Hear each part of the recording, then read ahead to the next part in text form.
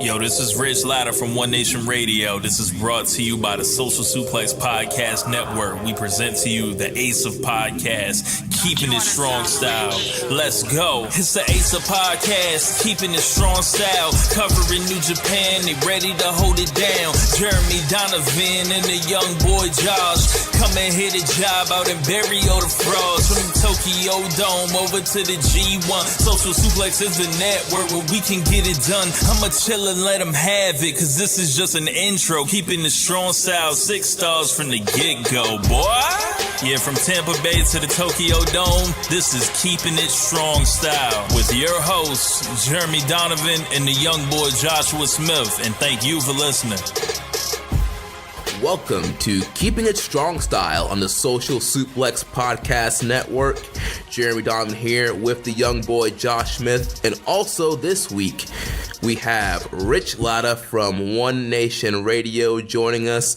We're going to be talking about the Road to New Beginning to Osaka and the New Beginning in Osaka show, as well as all the news. Make sure you support the show by leaving a rating and review on Apple Podcasts or Stitcher. You can find us on anywhere you download your podcast or our home site, socialsuplex.com.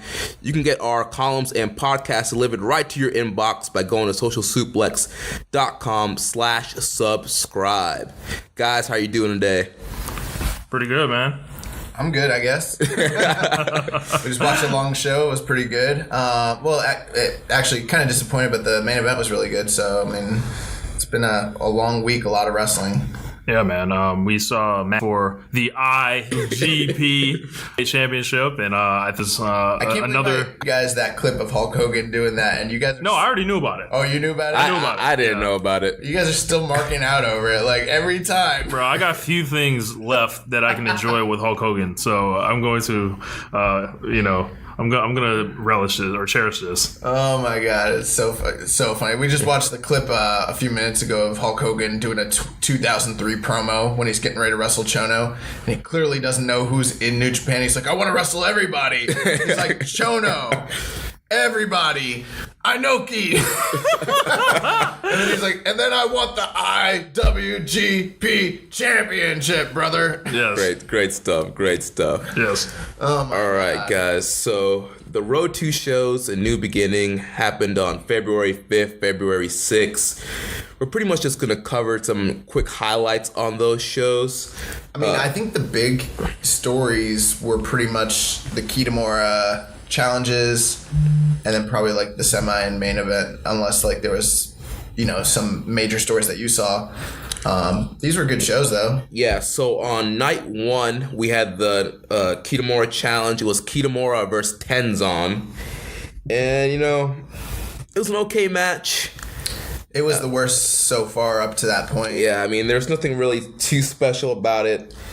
I mean, they're kind of just telling the story, of Kitamura just trying to learn and improve and challenge himself, and these legends, they just keep schooling him essentially. This wasn't, by far it was the worst that he's had so far. That was his 4th match, right? Right, and I mean, pretty much the story of these Kitamura matches have been him trying to do the spear jackhammer combination. Pretty much in all the matches, he's been able to hit the spear, but not get the jackhammer. They're protecting it. So it'll be real over when he finally does it. Right. Also pretty much night 1, they continued the rivalry between the Roppongi 3K and Suzuki Gun in a 6-man tag. Yeah, those matches I kind of expected to be a little bit better, just because I do like the Suzuki Gun Juniors. I just don't like the Suzuki Gun style of match. Right, and then also there was Suzuki Gun against Team Taguchi Japan. That rivalry is kind of going on. Then we had Jay White versus David Finlay, which was a pretty good match. I like that match a lot, actually. Those guys are set to be on like some Fight Forever shit, apparently. Right? Right. Well, this was like their 9th match in a row that they've had, and Jay's lost 8 of them apparently in the past, in order. So he only won the first match they ever had against one another. So this is like some RVD Jeff Hardy stuff. Yeah, essentially. So Tom Retriever and Raven. Yeah. But yeah, I thought that this match was. I've seen people that didn't dig this match too much. Like I've seen some lower ratings. I thought it was very good. I thought that these guys work really well together, and it was very different from the matches they had when they were young boys. Jeremy, what were like your thoughts on that match? I mean, like I said, I thought it was a very good match. Jay White was very vicious in this match. A lot of big strike exchanges.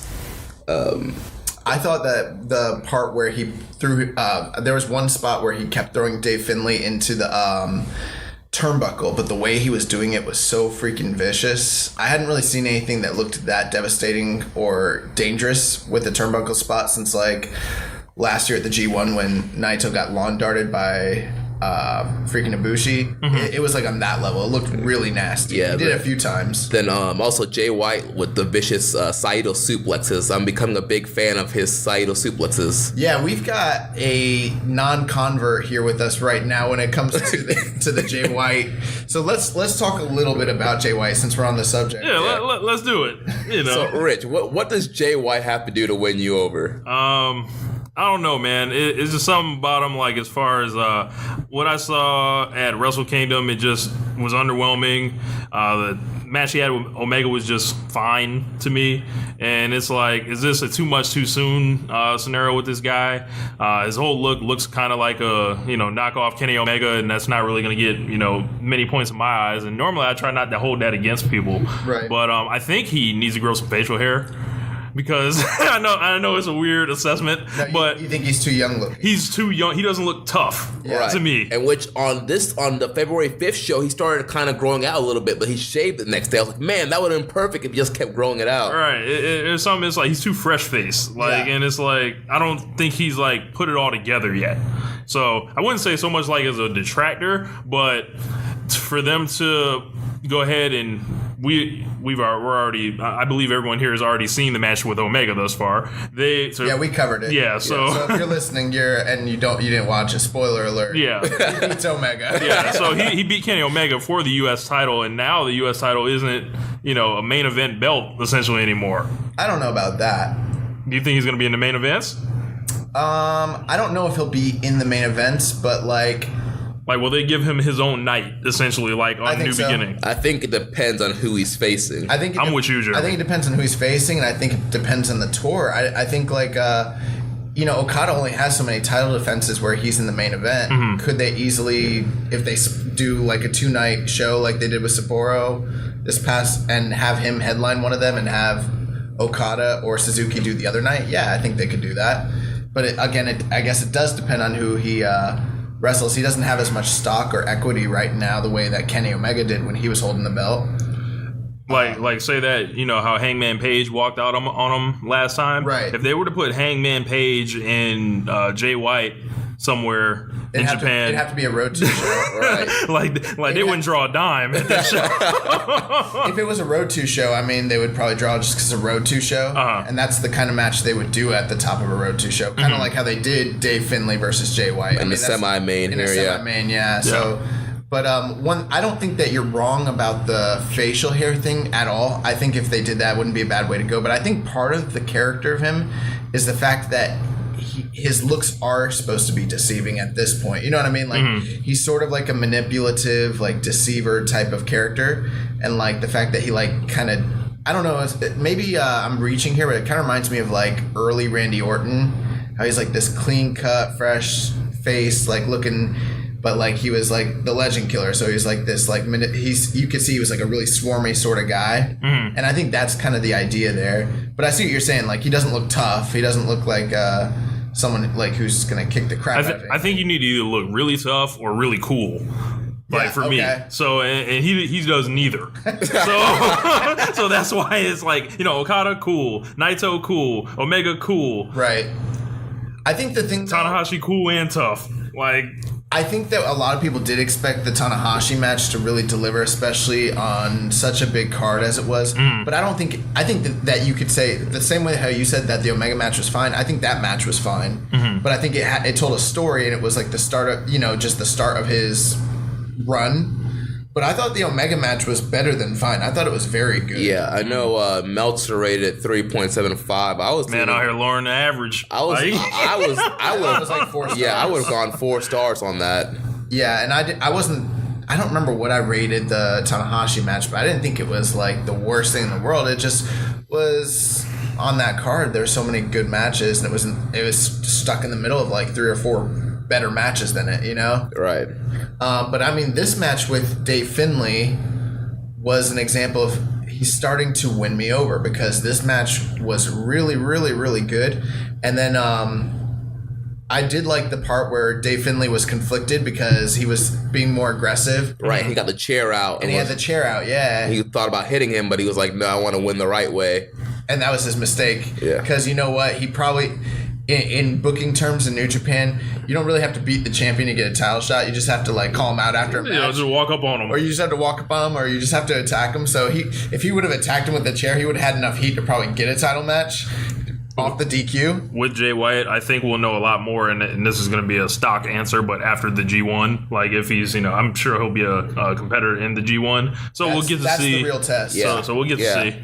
And then one thing I wrote there about David Finlay, I'm like, David needs to go on excursion, something. He needs to leave the territory and So he didn't leave and come back. He's never left. No. Oh, okay. So there are certain young lions like David Finlay and Toa Hanare. They don't leave. They just kind of... Tanahashi. Yeah. Even though he's done tours other places, he stayed the majority of his career. Mm-hmm. Even though he's been to like Mexico and TNA and all that, he really never went on a true official excursion like Okada did, or like Naito did, or like Nakamura's doing right now.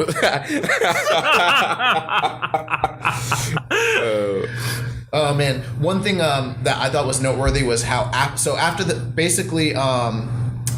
Jay White got the better of Dave Finlay, and he got the 1-2-3, and then after the match, he walked up to the young boys and he grabbed the ice pack and he started icing Dave Finlay, and they were like, "Oh, look at that sportsmanship! These guys." Crucifix. Yeah, he was like, "These guys, they trained in the dojo together. They were best friends. That bond's still there, even though they've taken different paths." And then he just like he trapped the arm, and then he brought the elbow up, and you knew like, "Oh God, it's coming!" And then bang, bang, bang. Yeah, dude, made David Finlay the geek of the week. Yeah, Dave Finlay, man. Like, he's such a talented guy, but they've gotten him under with the booking. I don't know who he pissed off or what he did, but... Well, it's funny, even in that promo, he's like, somebody in New Japan office likes Jay White better than me. It's like, we had the same record. Like, we both lost to Tanahashi. And so... Yeah, I don't know. And then, so that match happened. That was really good. I was impressed with Jay White that night and Dave Finlay, but hopefully both these guys get elevated, because I'd like to see them do well. And then we had the 10-man tag elimination match, which, to my delight, did end up being an over-the-top elimination match. Right, like so pinfall, submission, or over-the-top. So that made it a very fun tag team match. Almost all the eliminations were over the top rope. So that's like kind of a nice way to kind of like, if you're going to have all these big names, to kind of protect them. Yeah. But still like make it like an emphatic win. When Yoshihashi... threw Naito over the top, even though I freaking hate Yoshihashi. I was going to say, are we going to eventually give Yoshihashi the business on this show today? Yeah, we're going to talk about Yoshi when we get... We'll talk about it when we get to the main card. Got you. This match was really good. I didn't have anything that was too specific, but there was the story that was developing between Gato and Bushi. You're right, Bushi. This is where Gato stole one of Bushi's masks, and that's how Gato got eliminated. He got disqualified for stealing the mask. Yeah, because we were wondering when they announced that they were going to do a singles match in Osaka between them. I'm like, what's the story? I mean, it's just the two junior guys from both factions are going to fight, but they started building kind of a nice little rivalry here because Gato became preoccupied with stealing the mask, so he got Bushi's mask and got eliminated, and he also got Bushi eliminated, so that was kind of cool. But this was a nice build. How did this end up finishing? I think it was... So it came down to Evil and Yoshihashi, which is kind of like, when you look at those two teams, you wouldn't think those would be the last right two in the middle, remaining mid-tier members. And Evil, he got the win. He hit the Everything is Evil STO on Yoshihashi and got the pinfall. So the thing with Gato, like why he was probably still in the mask, I think I brought it up to you when we were watching the show. It was, him and Jericho. For those that might not know, they were in a stable together back in the '90s. And you remember how Jericho used to collect the masks from like Juventud Guerrera. It's probably like the same type of deal. Why? Because I'm a bully. Because I want him. Oh man, I love '90s Jericho. '90s WCW Jericho, just letting him go out there and cut those promos for With Ralphus. Yeah, bro. Like that stuff is gold. Some of that like rivals almost everything that he ended up doing in WWE. Honestly, from a creative standpoint, yeah, really good stuff. But we didn't go through everything here, but essentially, I enjoyed this night for the 2 Road 2 shows more than the second night. I thought it was a little bit easier to watch. Right, it started kind of a little bit repetitive with some of the matchups. Well, it's New Japan, and when you're having the same guys wrestle each other night after night, and you're watching the tour. I mean, we both experienced this when we watched the Tag League. Yeah, you see a lot of the same spots, you see a lot of the same thing. The only difference there is the monotony is broken up because you're getting different matchups every night. Whereas with a tour like this, and you're seeing the same guys go back to back to back, you see a lot of the same stuff. It's like imagine if you had to watch house shows for like, right. That's essentially what they are. Like. Right. Yeah. I mean, we watched. This was our third New Beginning show, and I mean, these were the same matches essentially that we've been seeing for. This was the third night, really. Mm-hmm. So yeah, but I thought of the 2 nights, I enjoyed this one the best. I really liked the Jay White match, and I liked the 10-man tag, and I thought it was a good build going forward with the story. So yeah, so then we move on to the February 6th show. There was a lot of heat in the opening match. You had a Liger, Tiger Mask, and Kushida against the Young Boys, Narita, Yagi, and Umino. And the Young Boys were getting all up in Liger's face. Umino, son of Red Shoes, was all up in Liger's face. That was something we didn't mention from the first night that I forgot that I wanted to make note of was, so they did a 6-man tag, a 6-man tag like this with the Young Boys against some of the legends. And Umino had an amazing showing during that match and had like several near falls, and like with Kawato going to CMLL and then moving up like Hinare and obviously Kitamura's doing the 7-match series, it's opening up more spots for these guys to move up, and it seems like they're starting to heat up Umino. Yeah, he's going to be like the new ace of the Young Boys. Maybe, but I mean, he out of the guys that are remaining, he did the best in the Young Lions Cup, and I mean, he's the one that they're setting up with the hot tags, so he's getting that kind of Kawato spot in the matches where he's doing pretty well, actually. I guess he got the rub from being attacked by Jericho at Wrestle Kingdom. Oh man, but yeah. So in this match, there's nothing really special about this except for Liger and Tiger Mask were kind of healing it up a bit. Yeah, which you don't always see. But dude, Tiger Mask was stiffing the crap out of these guys, especially Yagi. Yeah, and that was kind of strange. I mean, you see this from time to time, but at the end of the day, I think Kushida ended up beating them with what he got one of the Young Boys into a cross arm breaker. Yeah, first he was hoverboard lock. Yeah, hoverboard, and then he switched over to the cross arm breaker. Yeah, so the match ends, and then they started kind of doing the thing where the young lions get in the face of the legends and push them, and you see this all the time. It's not like an unexpected thing. I mean, even when the young lions are going against each other, they always heat up after the match, and there's always like a lot of heat. But for whatever reason, and I don't know, Tiger Mask just popped off on Yagi, and he freaking open hand palm striked him, and it wasn't like it was not a working strike. This was a legit, he hit him freaking hard in the mouth, dropped the dude, and then looked at him and kicked him in the mouth like he was Antonio Inoki. Trying to teach him some respect. Right. Disrespect would not be tolerated. No, it was like when Inoki stomped out Great Antonio. Oh Lord. Yeah, he hit him with one of those freaking hard stomps, and the camera cut away, but I was watching it, and you just saw blood just start going out of his mouth, and I was like, holy crap. And I mean, he didn't slap his thigh, none of that. He hit him for real. And then the camera tried to stay off Yagi for a while, but at the end of it, like, they cut to him and they'd cleaned it up a bit, but it was still everywhere. Like, he was bleeding everywhere. I don't know if maybe the guy has heat, or maybe it was just like one of those Japanese, like, we're trying to toughen you up, and so this is just a lesson sort of thing. or I don't know if it's just Tiger Mask just being a douche. I don't know what happened there, but it was pretty interesting. Mask was on too tight. He just started blacking out after a while. Yeah, I don't know. Kind of strange.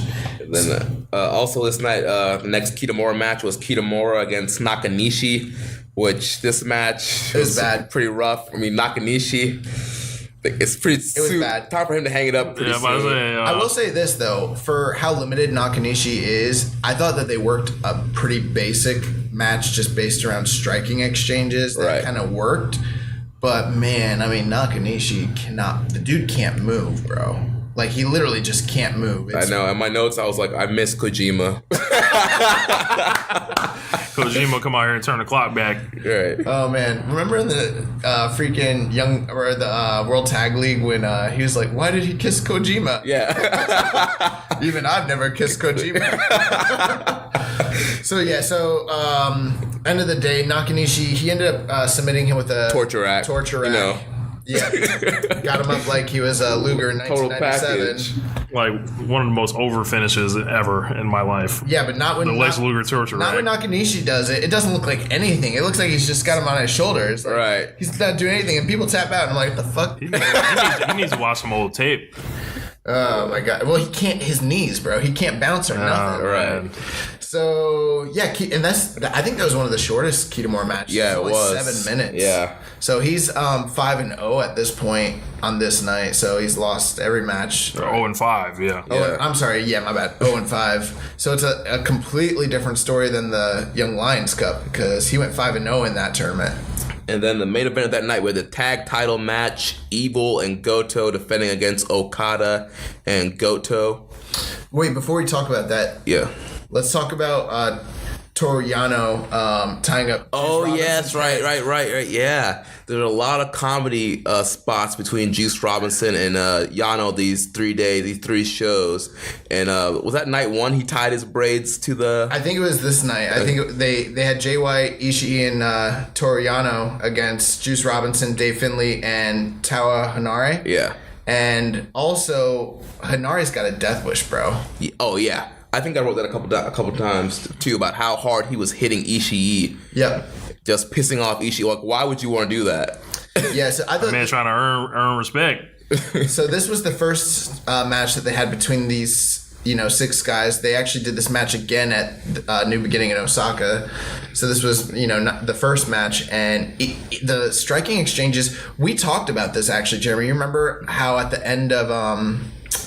the tag league, we noticed that there was that crazy striking exchange between Hanare and Ishii. Yeah, and it was like I was like, dude, I don't like Hanare at all, but this was pretty awesome.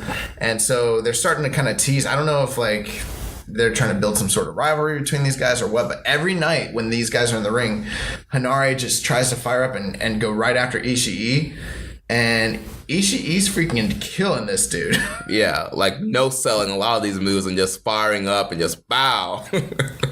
Yeah, man. Ishii's that guy. As far as if you're looking for violence and you're looking for someone to look like an absolute warrior, I don't think you get much better in wrestling than Ishii. And Hanare, based on what we saw tonight when I was looking at it, because I didn't see the other Road 2 shows, but I don't know why you would ever slap Ishii like that, worked or not. Right. If Ishii gets tagged in, I'm tagging out. Yes. I want no smoke. I was like, Juice? Yes. You're in.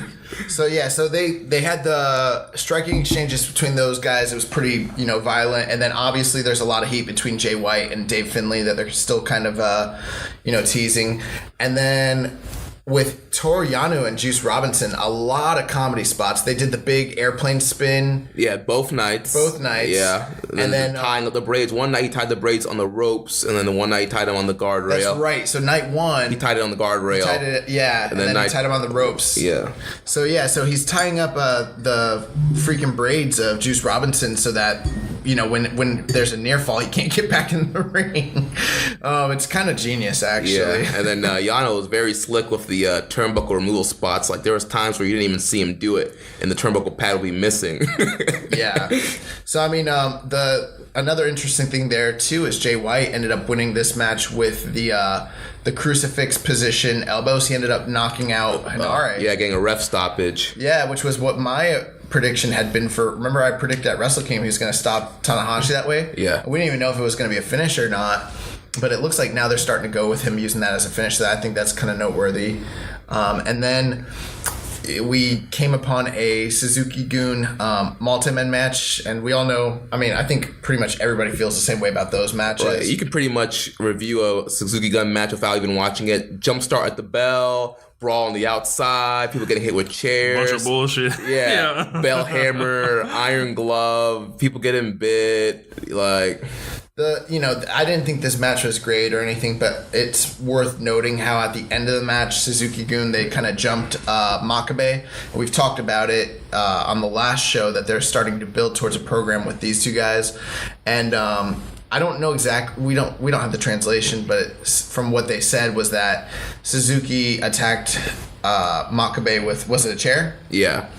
And then he basically held up the belt and told him, like, you're never going to get a title.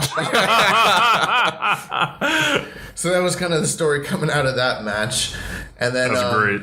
What we ended up getting, six-man tag after that? Yeah, Chaos against LIJ. I think I was pretty disappointed with this match, to be honest. Yeah, I mean, pretty much the only newsworthy thing here, Geto stole a second mask. That's right. From Bushi. So for 2 nights in a row now, Gato's stolen the mask off. Right. Thousands of dollars. Yeah.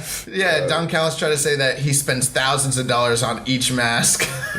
Unbelievable. Yeah, they were really trying to put over Yoshihashi on his tour. He got the pin here with the karma on, Did it work for y'all? Bushi. What, getting Yoshihashi over? No. Not really.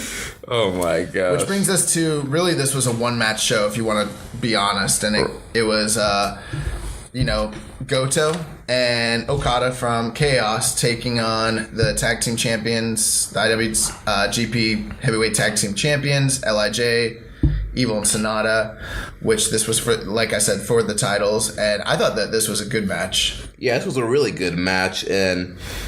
Evil and Sonata, we've seen them, how they've just become such a great tag team, starting in the World Tag League, and it's going on, they're winning the championship and their defenses. I mean, they've become a really solid team. Yeah, so, I mean, what were, did you see this match, Rich? No, you didn't catch it? No. Man, you need to catch up, bro. Yeah, man. So, I mean, what were your thoughts here, Jeremy, on this one? So, yeah, like I was saying, a really solid tag match. It seemed like Chaos were positioned as the heels in this match. I know you like me hear me saying that. Yeah. So I mean, we had some discussion here, and I mean, I don't know what you guys think as far as where Chaos stands, but it seemed like in the beginning of the year, or heading into this past year, that Chaos was more of like a comprised of faces or tweeners. But as we've gone into after New Year's Dash, it seems like a lot of these guys are starting to show more of their heelish side, and that might be a function of who they're wrestling too. Like with LIJ like being so kind of like popular now, but I know LIJ like they don't act like faces either. So it's like, I hate this term, like the shades of gray stuff, right? Shades of gray, pal. Yeah. But that's always kind of been a thing in New Japan. Mm-hmm. Like, you know what I mean? Like, for instance, I don't know, Kichimuto or Shinya Hashimoto, they didn't never really fit strictly into a face or a heel role. It was kind of like really dependent on who they were facing. And even then, it was like what aspect of themselves they wanted to show, what I mean? Whereas opposed to like Great Muta obviously was a heel, like straight up, like he's a heel. But I don't know. They've been doing some really heelish stuff, like stuffing, the dollars into like Sonata's mouth and attacking them after every single match. The yen. Yeah, Right. Yeah, the Okada yen. Yeah. But this match was very good. The crowd was super hot for Sonata and Okada. Yeah, they were really behind Sonata. And pretty much anytime Sonata was getting offense, they were behind it. Sonata, he was able to hit the TKO. Several, there was a couple skull end attempts in this match. And the crowd, like, anytime like he was close to like getting any big move off, the crowd was behind him. They're still drawing with Okada, absolutely. But, a lot of the people that said that it was time to get the title off him and move to something else, there might be something to that or I don't know if it's just that people love Sonata and they're really behind him because of his look and his character and like the underdog factor, or if it's just that people are waiting to see someone actually unseat Okada because these people were super behind Sonata, and I've never really seen that from him ever in his whole time. It's almost like that anyone but Okada. Anyone but you, Okada. It's not quite that. Nah. It's not quite anyone but Roman because they're still drawing with this guy. Yeah. And he's not getting booed out of the building every single night. Right. But there could be something to the fact that maybe it is time to start thinking about taking the belt off him at this point. Maybe that's why Omega lost that U.S. title. It could be, or maybe that's the reason that Okada's starting to go heel. Maybe they realize it's time to, instead of take the title off him, it's time to shift the character. Have him fight everybody else. Right. But this match, one thing that I thought was interesting, they've been telling the story about how Sonata only goes a certain gear in each match and how he's kind of gotten by with doing less and he's an underachiever. And in this match, he was really challenged and he kind of had to. Right. He was forced to kind of show his whole game plan in this match. Right. Which worked out in Okada's favor. There's a few times at the end, too, where it seemed like Goto and Okada had the upper hand and they were actually going to take There was one point they did a double Ushigoroshi at the same time. Yeah, I think we even talked about this where we said there was a good chance they could possibly do a title switch here, but it kind of seems strange. How would Okada defend those belts and then also his IWGP Championship? So I'm pretty sure I think we actually predicted all three of the main event matches for these two shows correctly. Right. But I don't remember the finish. I just remember that. So, yeah, the finish was they hit the Magic Killer on Goto, and then Evil hit the Everything is Evil STO. That's right. And got the pin. So he came out looking strong. Right. Yeah, so that was an okay night. Of these three nights as an overall show, I'm just going to say I thought night one was the easiest to watch. Especially, the top two matches weren't blow away or anything, but I thought they were easier to digest in tandem than the other cards. Yeah, definitely. But yeah, this was a good night. So, that's pretty much it. Did you have any other final thoughts on that card leading into the Osaka show? No, I think we can go ahead and start talking about New Beginning in Osaka. We just got done watching that. The main course. Here we go. Wait, before we start, we watched a little bit of the press conference. Oh my gosh. From this New Beginning in Osaka, and started off with Ospreay and Takahashi. Yep. Oh my gosh. Yeah, man. If y'all haven't seen these or don't watch these regularly, I would suggest throwing them on from time to time because you just never know what type of oddball things will happen or questions that will be asked from the Japanese media, or the wrestlers will just start talking about themselves. Well, it's just cool because it's not scripted. Right. So, at that point, it's not like a backstage promo with Renee Young where everything is pre-orchestrated and feels very robotic and unnatural. This stuff, when these guys are talking, they're just being themselves. And so it's if they're funny, for instance, Hiromu is so hilarious. So yes. His natural reactions to stuff is so organic feeling and bro, it just pops the crap. All three of us were just dying. Yeah, dying. Apparently Takahashi knows that Ospreay loves chicken, so he supposedly made him fried chicken. He bought that meat, Jeremy. Well, it's because he's a cat. He prepared that meat. Right. And one of the reporters questioned if he bought that chicken. Yeah. He was offended. Well, yeah, if you watch Being the Elite, they talk about how 7-Eleven is the predominant grocery mini mart over in Japan, and people don't believe that it would be because they think it's American, but it's all over Japan. So it was funny when they're like, "Did you buy that chicken at 7-Eleven?" And he was like, "What did you say?" He's like, "What is a press conference?" He's like, "Don't be insulting me with this shit." He was in rare form, and he was dressed absurd as well. Yeah, the one funny part, I don't know why I thought this was hilarious, but when they were asking Will Ospreay about the match, and he's like, "Well, I'm definitely gonna win," and then Hiromu goes, "Why?" And he's like, "Because you're not ready." And he's like, "What did he say?" And they are like, "He said you're not ready." And he's like, "Oh my gosh." Yep, in English. Yep. In English. He's like, "Oh my God." And then as they were translating it to him and he was having to rehear the statements, he was getting pissed and he was like, "You gotta be kidding me." He's like, "Oh my God." Yeah. It was the most ridiculous thing he'd ever heard in his life. You ain't got nothing better than that? Come on, man. No, it's like when your mom is going, not, those bad spoiled, rich white kids who, they can say anything to their parents and not get beat, that sort of thing. Good God. That's what it was like. His mom was, mouthing off to him and he was like, "Oh my God, I hate you." Oh my gosh! So they took pictures of the chicken. Yes. They made Hiromu feed Osprey a chicken. Yeah, it was really odd at times, but it was definitely fun. So that's on New Japan World, guys. Look at that press and then conference. he popped off after they like ended the press conference. Bro, I thought he was gonna lick the camera. Yeah, he popped He's off like, and "What is a press conference? Why am I out here?" yeah, so that was pretty good. So let's get into the show. Yeah, so opened up with the 6th Kitamura challenge. It was Kitamura against Blue Justice Nagata. What do you guys think about this match? It was decent. It was okay. I was expecting more. I don't know. I really like Nagata. I thought they did a lot of like MMA sort of centric, like basic stuff in the very, very beginning. I almost felt like Nagata was getting frustrated with Kitamura. Right, like he was trying to get Kitamura to fire up more and like actually perform, and like he was being, like we've talked about how good he is at selling, but sometimes I feel like he sells at like well, but at the wrong time to where it brings the match down where it doesn't matter as much. So it's like he only has 2 gears. His gears are like going full force as hard as he can, or like he's fully selling like he's dying. And there's no in between. Yeah, Yuji Nagata from WCW. I think he did a good job. You mean from NWO? Yes. WCW Revenge? Yes. I think he did a good job in the match of making it seem like he was actually going to lose. Because there was like a split second. It was like, wow, will Kitamura actually win one of these?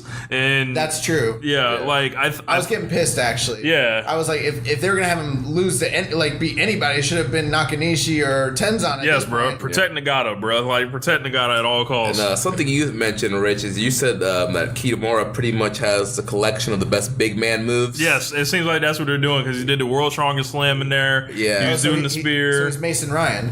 Right. Remember Mason Ryan used to come out and all he would do is big power moves, and I was like, this guy's awesome. Yeah, so the World's Strongest Slam, obviously his finisher was a spear jackhammer. He did a torture rack in this match. So pretty much like all the best like big man moves that you pop for. How about Nagata coming out with the All Asia Tag Team Championship? That was awesome. Right. That belt looked like it was from the 30s or something. It's old. It's from the 50s. Yeah. Yeah, that was pretty dope. And of course, Nagata had to roll the eyes back. Yes. Oh my god, it was great. So I mean, essentially, Kitamura, he went for the spear. He tried to get him up for the jackhammer. It got reversed. He got taken down for the armbar. He escaped the armbar, but then Nagata hit him with the Saito suplex at the bridge. Oh, and it was beautiful too. Yeah. And 1, 2, 3, put Kitamura away, and dude goes 0-6. Yeah. I really like the striking exchanges. Like you were saying, when he was trying to get him fired up, you can almost see like that he, as a teacher, as like the guy from the dojo, was looking at him, and he's like, freaking like, hit me, bro, like fire up. This is your moment. We're on the big card, like, and he was trying to get a good performance out of Kitamura. I feel like Kitamura's maybe being almost too timid, or maybe he's just, I don't know if he's blowing up because he's maybe not as in shape, or what the deal is, but he's still improving. It wasn't like the worst thing in the world, but maybe it's a case where he doesn't know his own strength yet, right? And he's just being like reserved. Psychology, brother. But this wasn't it wasn't the worst match, but I thought the Juice and the Elgin matches were much better than this. This is probably like right in line with like where the Jay White match was, essentially. Right. So up next, we had a non-title match with the Suzuki-gun team of Kanemaru and Desperado against Roppongi 3K, Sho and Yo. Let's address that. So we made predictions last week. Mm-hmm. We predicted Nagata was going to win. Both of us, we were correct. And then I think we both predicted Roppongi 3K was going to win for this sole reason. We thought this was a junior tag title match. Well, I knew it wasn't a title match. You didn't? Or you did? I knew it wasn't a title match, but I thought that they would beat these guys, and then Suzuki-gun would have to come back with a different combination of juniors.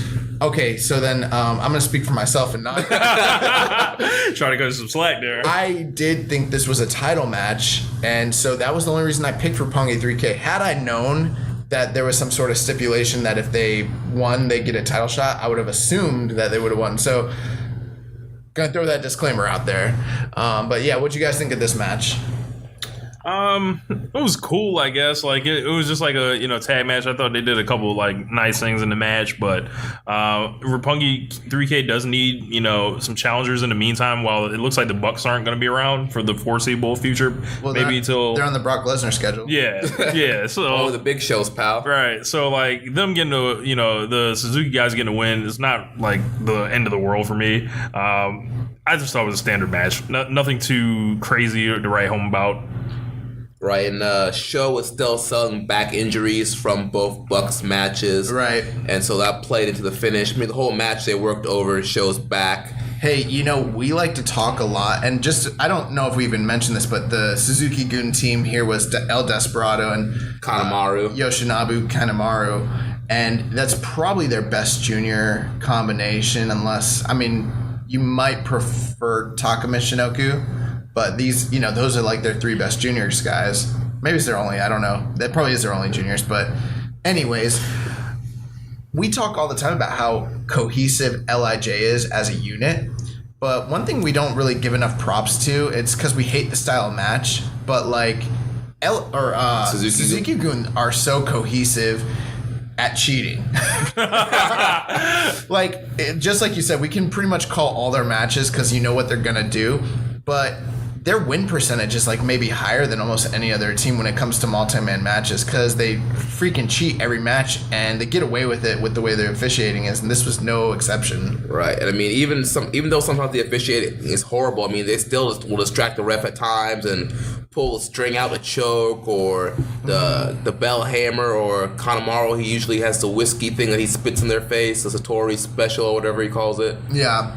So, I thought this was good. I thought that the use of the chairs to get the win, to get the cheap win and kind of build heat for the rematch and revenge. They used the young boy finish, the Boston Crab. Yeah, I thought that was I thought it was a pretty good finish. Yeah. There. So this was an okay match. It was decent. And it looks like going forward, we're building to a rematch where they're gonna get a title shot down the line, whether that be. I think your boy Desperado, he had both the belts in the air at the end of the match, and then he threw them at him ultimate disrespect. Yeah, so they gotta run it. Desperado's really underrated. He's probably outside of Suzuki and maybe Zack Sabre Jr. my favorite guy in Suzuki-gun right now. I don't like. He's not my. Not favorite. Taichi. No. No, it basically goes like this. It goes like Suzuki, Saber. No, Abe. Oh yeah, Miho Abe. Oh man, she is so fun. And then everybody else. Wow. All in one. We didn't see Miho Abe tonight. Yeah, what's up? She was on the Road 2 shows, but she's not working the big shows. She's on the the reverse Brock Lesnar. Yeah, she's on the Jericho schedule. Yep. So next up, we had a 6-man tag: Makabe, Kushida, and Taguchi against, or actually 8-man. Yep. Yeah, Makabe, Kushida, Taguchi, and Big Mike against Suzuki, Taka, Taichi, and Iizuka. God. Not good. Every time I see Suzuki-gun coming out, and I know how many people are supposed to be in the match, I only see 2 or 3, and there's one missing guy. I'm like, God, Iizuka's coming through the crowd. Yep, and there comes Iizuka barreling through the crowd. It's like, oh man, here we go. Yeah, man. I think also Taka was out there. So Taka Michinoku, the first time I ever saw him, obviously was in the WWF in 1998, right? And 7, 8, yeah, whatever. And he was skinny, small, whatever. Now he's a crusty old man kind of. So it's really funny to see him nowadays. But he's still really good. Yeah. He's not Taka in 97, but he's still pretty good. Yeah. And he's more vile and evil and nasty, so it's kind of fun. Bro, it's so weird just to see it 20 years later. You ever seen his match from Canadian Stampede? Yes, against Great Suzuki. Great Suzuki? Yep. No, I haven't seen that match. Oh, it's great. You had to watch it. That, from that whole WWF Junior. And they had a match the day after on Raw. On Raw, yep. yeah, that's good crazy.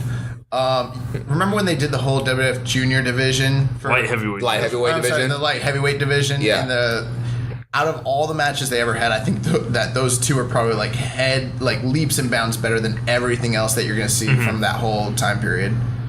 Actually, shout out to Caleb Baldwin.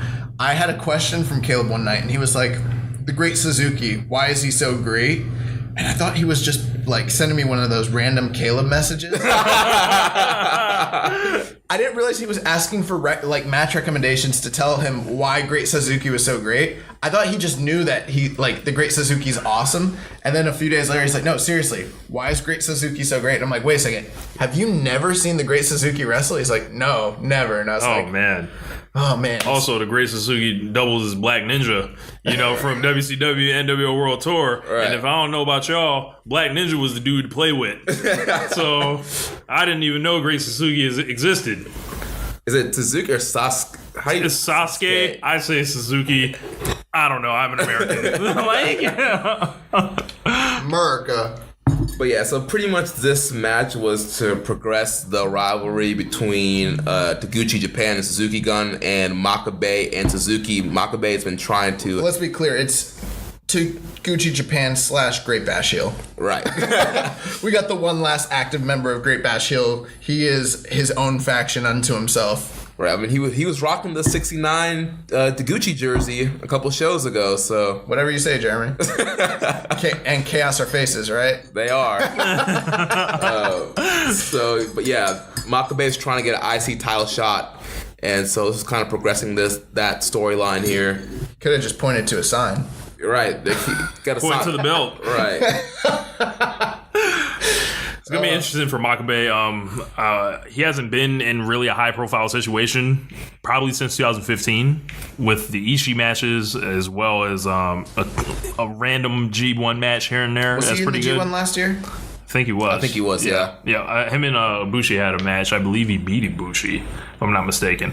But it's going to be interesting to see if this turns into, and you joked about this off air, Josh, but if there are two strong style never divisions now. Oh, yeah. Yeah. Thanks for reminding me of that. Yeah, so when we were talking about this match coming up, Rich was like, this is going to be a strong style match. I was like, well, it's the never division. And then they're like, no, it's the IC title. And I was like, oh, crap, you're right. Well, this is the second never division. I think that might be the best way to stick with it. Just come out here and try to be hard hitting as hell. Well, we got the high flying Gaijin championship now. Yeah. The U.S. title. And then we got the Never title Part 1, which is the IC belt. And then we got the lower mid-card Never division title, which is the Never title. And then we've got the classic heavyweight main event style championship, which is the IWGP. The IWGP championship.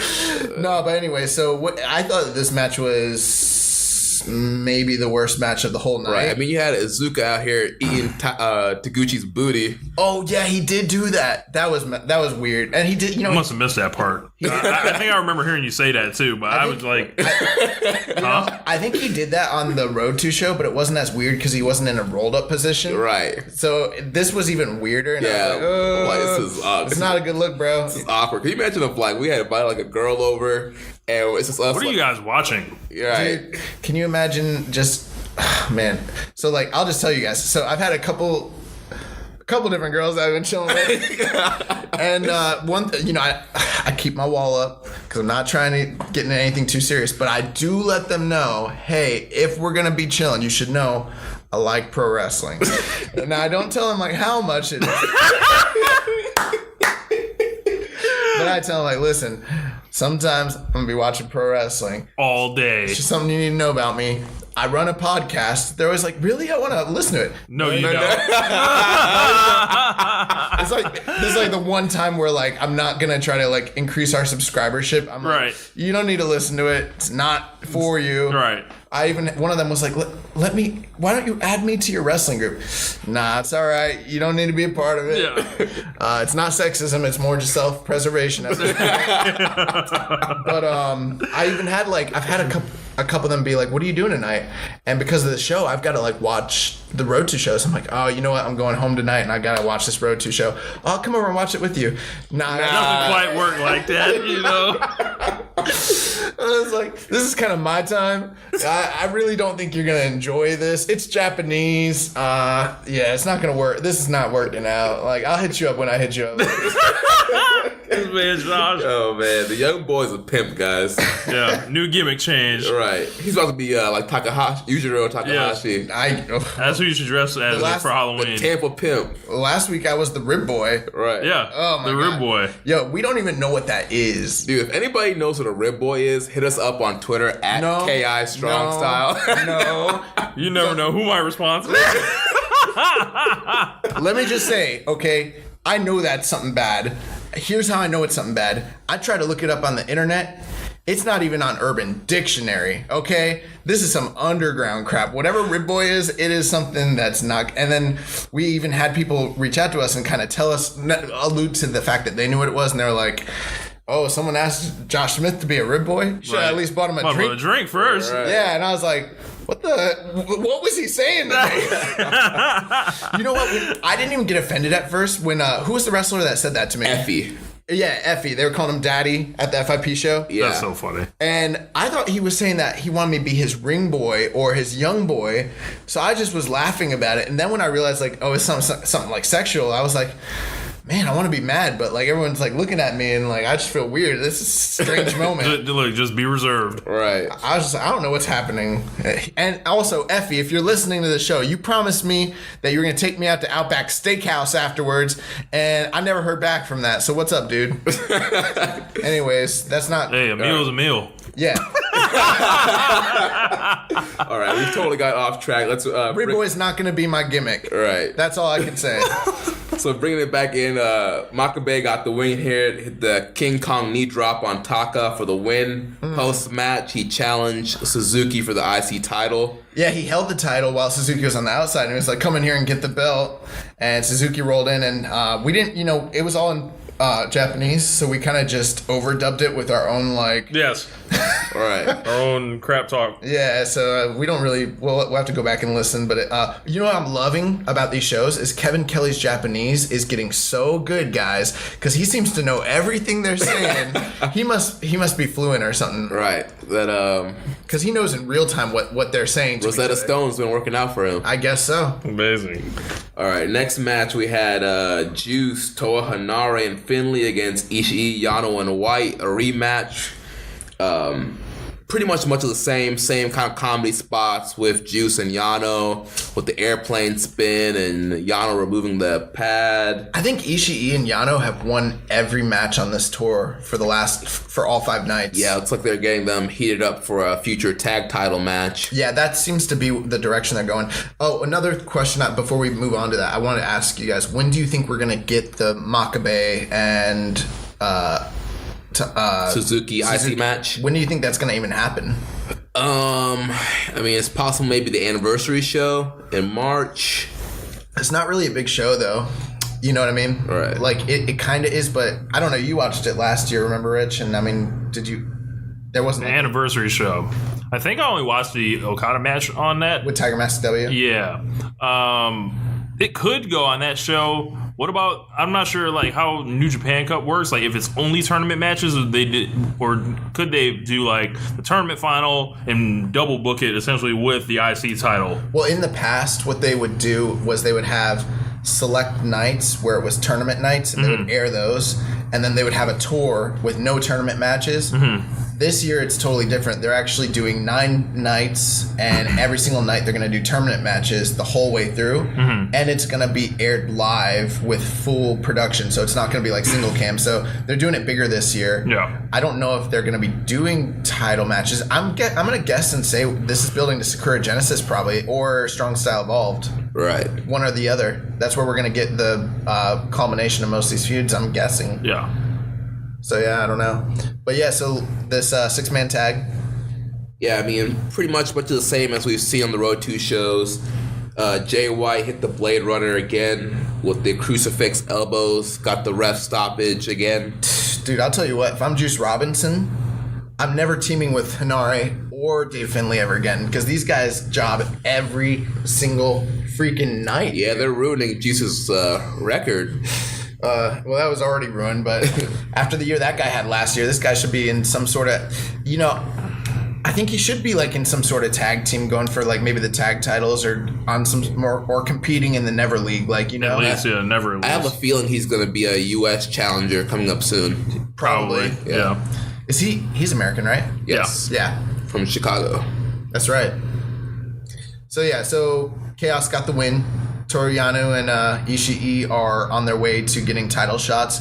Let's pray to God that Ishii does not win the tag titles. And can be in a singles run. Yeah, they're going to turn him into the Seth Rollins of New Japan. Stick him in a tag team the whole year and, hide him, essentially. Listen, Rich, this is a Mark show. We call those guys by their indie names. You're talking about Tyler Black. Mark show. Oh, my gosh. You both Marks. All right. Let me say this. If you are listening to this show right now, you're a Mark. If you're talking about wrestling on Twitter, you're a Mark. If you're a member of the Wrestling Square Circle Facebook group, you're a Mark. We're all Marks, okay? Yes. Stop using Mark as a negative term. Right. I'm a Mark, you're a Mark, we're all Marks. Mark forever. But there's levels of Markdom. So I just want to say right now, I'm looking over to my left. Rich Latta is wearing a Young Bucks and Kenny Omega, the Elite shirt with a one sweet on it. Yep. We rule the world. Looking over to my other left, it looks like we've got someone wearing their Seth Rollins shirt. It says "Burn It Down." Yeah. I don't know why he's not wearing his Tyler Black shirt, but I have to have a talk with the shooter here later. So Chaos is on their way to a title shot, so that we got that to look forward to. So moving on before we get off that, Hanare, please stop slapping Ishii like that. Right. Please. No, how about this, Hanare? Please talk to New Japan and let's get you a real gimmick. I don't want you dressed like some sort of New Zealander. Like every guy from New Zealand doesn't have to have the same freaking gimmick where they dress up as like. What is it exactly? Like the Haka, like the ancient warrior. Yeah, like that's cool and all, and I'm not like downplaying like their heritage or anything by any means. But dude, if every guy from like Mexico dressed like a matador or some crap like that, or a conquistador, like that's ridiculous. Yeah, I mean, he pretty much looks like a mix of Tatanka and Umaga.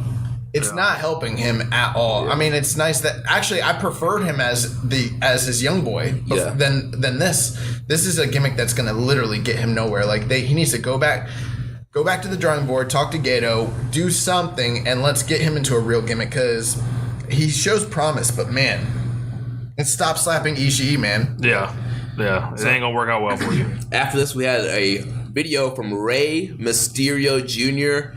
issuing a challenge to Jushin Thunder Liger for Strong Style Evolved March 25th. I did not see this coming, guys. I did not either. I actually kind of, well on the show, we did kind of say, what if Mysterio came to New Japan this year, but we didn't really say it seriously. Well, yeah, there's a couple weeks ago where the Young Bucks said that their dream match would be a tag match with them against Mysterio and Y2J, and we were like, wow, that in this climate, that could happen.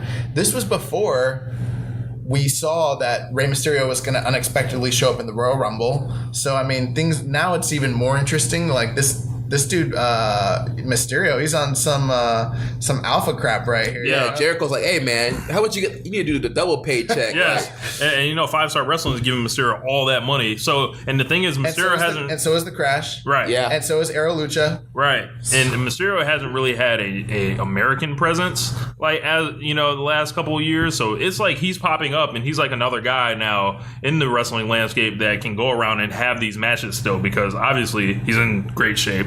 And he's in better shape now than he's been in like the last 8 years. He's like back in 90s shape right now, which is crazy.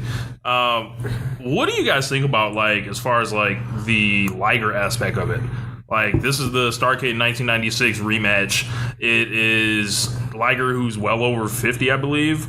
I think he's in his late 40s, maybe 50. I can't remember. I know he like debuted in the mid 80s, right, and he debuted the Liger gimmick in like 88. Right. So I mean, that was over 30 years. I mean, I was born in 88, so that's about, oh God, I'm coming up on 30 years here. Yeah, man. Like, do you guys think like this should have been against someone else? Well, Liger's 53. Holy crap. Well, hey, let's just say this.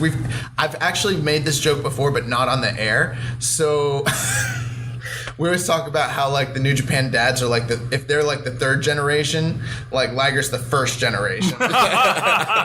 This dude's way older than all the like. Bro, he's way older than Tenzan, Nakanishi, Kojima, and Nagata. Like, those guys debuted way after him. They were his young boys. That's so crazy. funny. Yeah, they were. But you were saying, Rich, should this have been against somebody else? Yeah, do you think that because, I feel like folks will say, why, is it okay for New Japan to put on these matches these rematches with guys 20 years ago and it'd be a big thing online and everything like that, but if WWE did it or something like that, there would be kind of flack. And I know that Liger turns up a new gear when he comes to America, but do you think Takahashi might have been a better option here? Well, I'll say this. First of all, Strong Style Evolved is already sold out. Right. So giving a big Mysterio match away there, like, it's not gonna pop the house or anything. I mean, it's already sold out. People are gonna watch anyway. Mm-hmm. I would save the Mysterio match for like a Dominion or maybe even Sakura Genesis. Put it on a different show where you haven't sold out yet, and we have this attraction, Rey Mysterio, that's going to pop the house and get more subscriptions in New Japan World. Mm-hmm. Another thing to speak towards that is, like, would people, and I know this is the match that you would rather see, and probably most wrestling fans would be like, maybe a dream match would be Rey Mysterio against Takahashi, Would the people in Long Beach love to see that match? Absolutely. But, I mean, we're wrestling fans. If we could book the card, we'd put nothing but the very, very best dream matches all on the same card every single time. And that's how we would just kill the territory. Like, you know what I mean? But at the same time, fans in America love Jushin Thunder Liger. Yeah. And what's a better use of Jushin Thunder Liger on this card? Putting him in one of those random 10-man, 6-man tags against like the Bullet Club or whatever, or Suzuki-gun, or a special dream match against Rey Mysterio, a guy who he's already worked with, he's very familiar with. Rey's never worked in New Japan, ever. This is his first quote-unquote New Japan match. He's wrestled in Japan before, just not for New Japan. Mm-hmm. So, I mean, in my mind, and it is a legit dream match. They only wrestled one time, to my knowledge, or at least, one really notable match. And this actually could outperform that match, because I think that match wasn't given a lot of time, and there was awkwardness between the two guys in 1996. And I'm sure, even though they're older, both guys have actually matured as performers. Because, I mean, 1996 Rey, who's one of the best workers in the world, only went at one speed. And I think that there was some miscommunications. If you watch that match, there's a lot of miscommunications between the timing and everything between him and Liger. It might actually end up being a better match in 2018 than it was in 1996. I think that's fully a possibility, just because of, the level of shape Rey's in. He's well rested at this point. He looks good. Yeah. Also, the crowd. Oh, yeah. The crowd won't let that match be bad. This crowd's going to be much better than the 1996 Starrcade crowd. Yeah, I don't think they knew what they were... They didn't know what they were watching, bro. Yeah. They literally, do you remember Great American Bash? Or maybe, I don't know if it's Bash at the Beach or Great American Bash when Psychosis and Rey Mysterio wrestled. That was Bash at the Beach. That crowd did not know what they were seeing. Dude, the crowds in 1996 did not get Rey Mysterio. They would pop for like really, really big stuff, but there's so much stuff that was like dead when you go back and watch that stuff, and you're like, man, what is going on? Mm-hmm. Like, the North American crowd wasn't used to that stuff yet. Mm-hmm. I mean, our idea of like a great like luchador is like Mil Mascaras. Right. No yob. No yob. So yeah, I'm very, very excited about this. Now, just for fun, before we move on, if you could put Rey against any other guy, just one guy, who would it be? Like, from New Japan, like, dream match. Mysterio versus Will Ospreay. Wow. Like, that match would be at a whole nother level to me, I would think. What about you, Rich? For me, it's Takahashi. He's just the most electric guy they have, like, charisma-wise, and putting him in there with Rey, like, they're similar size. Takahashi may be a little bit bigger than him, but he can do a lot of the power stuff and be a good base as well for Rey to fly around, and I think he's just an ultimate ring general at this point. And just seeing their the wild colors of both of them bounce off each other, and I feel like Takahashi, the promos or whatever they would do would be hilarious. For me, I'm tempted to go best bout machine. Kenny. Oh, I didn't know we were including these guys. Okay, Heavies. We can go. I mean, bro, it's Rey Mysterio. He's the former world heavyweight champion. That's true. That's true. But if I could just pick one guy and put him in one big match in New Japan, I gotta go Kota Ibushi. Oh. Yeah, that would be really awesome too. Yeah, I feel like Kota Ibushi against Rey Mysterio would be insane. Like, I feel like they'd have an incredible match. Dude. Just like those strikes going against the high flying and like the babyface performance you'd get out of Rey. What if we can get Mysterio in the G1? His body won't hold up. No way. No way. His body won't hold up, but hopefully this is the beginning of seeing more Rey in New Japan. But I'm very excited for this, and I hope we get retro throwback Mysterio gear. Can Rey Mysterio come out with the question marks on? Right. That's what I want. Right. like he did at ECW One Night Stand. Yeah. Yes. Yeah. Oh man. So let's get into these top 5 matches. Yeah, we have the singles matches: Chaos versus LIJ. So the first Invitational. Right. The first matchup was Ibushi versus Geto. Geto came out with the 2 masks he stole. Bushi came out. He had a new Venom-looking mask, and he also had clippers because he wanted to clip the beard of Geto. Yeah, he was on some Bruce the Barber Beefcake crap right there. Yes, like it wasn't like a handheld. He had to hold 2 hands for the hedge clippers. I didn't get what he was doing. I thought it was just. I didn't understand that it was to cut the beard.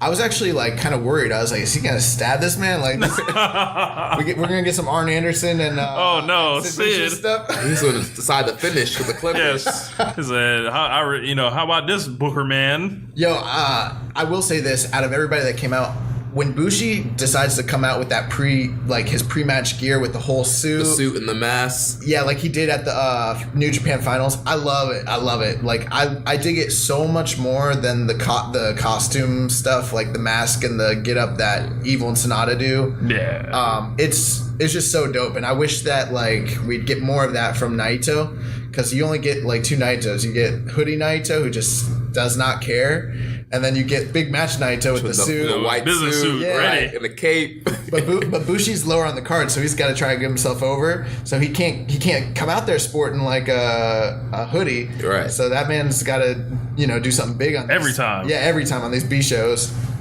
Right. So this match was an alright match. It wasn't all right. It was kind of not very good. Yeah. It was okay. It was okay. There's nice little DT on the apron spot from Bushi. That was actually pretty scary looking. Yeah. Hardest part of the ring, everybody. Yeah, the whole every single time someone does something on the apron now, and because in the indie style you see so much of it, it's not that uncommon anymore. But every time we're like, "Hey guys, so you know, that's the hardest part of the ring." Yeah. And then one of us will look over the other person like, "Really? I didn't know if you knew this, but that's the hardest part of the ring, guys." And so the whole story of this match, Ghetto's trying to take the 3rd mask. Bushi's still going after the beard. I'm tired of these beard attack matches with Gato. Every single match, that's the story. They're gonna grab his beard and just hit it. And I don't know. It's whatever. I get it. If the guy's got a beard, you should attack it. But that's all they focus on, bro. It's like a body part match, but with a beard. Yeah. And he can't even sell it. Right. You can, but it's not a prolonged sell. So it's what is the point of this? This is wasting my time. And then Ghetto tried to tie Bushi's mask to the rope. He had a hard time. I thought that was unique. That was unique, and I did like that part of the story. Because he did tie him. Yeah. Oh, let's talk about that. How about Gato can't tie a freaking knot to save his life? Yeah, it took him a while. Did no one teach him how to make the bunny ears? And as long as he continues to book the right way, I don't care about him tying no knots.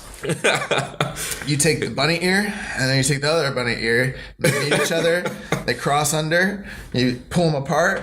No one taught that dude how to do that, because he was struggling in the freaking corner. It took forever. He was. And eventually Bushi got out.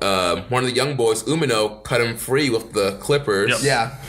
Yeah. I like that part of the story, though. Yeah, he tried using the deadly black mist, but he missed. Yeah, Gato got away from it. And it gave him a nice little low blow. I thought he was going to beat him. So did I. Yeah, he hit him with the Yano special, low blow. Right. And what's his finisher that he hit him with? He hit him with something. I A can't. super kick. Oh yeah, it was just a super kick, and he got the near fall, but Bushi ended up. And the MX, which is a code breaker off the top rope. Right. Got the win. Got the first win for LIJ. That's kind of a dumb move. It's like he's the one taking the bump. It's like worse for him than anybody else, but whatever. But yeah, he got the win. He got his masks back, and then after the match, he started looking for the clippers. So he can go clip the beard. Yeah, or maybe he was trying to shoot him. I don't know. He also got his thousands of dollars of Mask, right. That's right. Yeah, bro. Don Callis on some whack crap. He's like, this man spends thousands of dollars per mask. It's like, what mask costs thousands of dollars, Don Callis? You don't know what the material is. Yeah, Josh, okay? yeah. Might have diamonds in them or something. You know what's missing diamonds? The IWGP title. Listen, I love the design of the title, but I wish, like, it's 2 gems. Just put them back in there, guys. Like, every time in a match when it gets really important and they do the close-up zoom on the title, all I can see is, like, there's a gem missing, there's a gem missing, there's some studs that are missing out of the belt. Like, dude, you guys are the second biggest company in the entire world. You got lots of money. You can pay freaking Jericho like $1.5 million to wrestling. You can't clean up your world title. Just clean it up, guys. Oh my God. Hard words from a hard man. Dude, when the IC title was messed up, it pissed me off so bad. Uh-huh. The IC title and the US title, to a degree, look better right now than the IWGP title does. Yeah. That's not right. It pissed me off. All right. Just put the gems back in. So moving on, we had Yoshihashi against Naito in the next one-on-one matchup. Oh, dear Can we do God. it? All right. Can we do it? Yeah, so let's light Yoshihashi on fire. Bruh, Yoshihashi is so whack. Every time he comes out, I don't believe him. He has go away heat with me. When you look at him and you hear the wrestler that you like is booked to wrestle Yoshihashi, you don't even want to watch the match. What do you think, Josh? I would rather watch 1,000 Tai Chi matches than like 10 freaking Yoshihashi matches. That's how much I don't like Yoshihashi. He is a perfectly adequate wrestler, and at times he's even really good, but there's something fundamentally unlikable about him and his face that when I see him wrestle, I don't believe him at all. I don't want to see this guy. One of the proudest achievements that New Japan has is the fact that he has never touched or sniffed gold in this company. Thank God.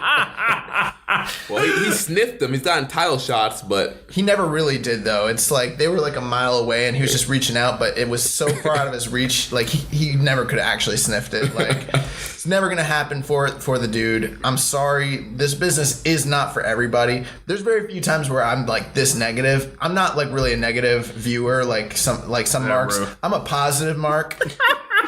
But I don't like Yoshihashi, and every time I try to give him a chance, like I just don't like him.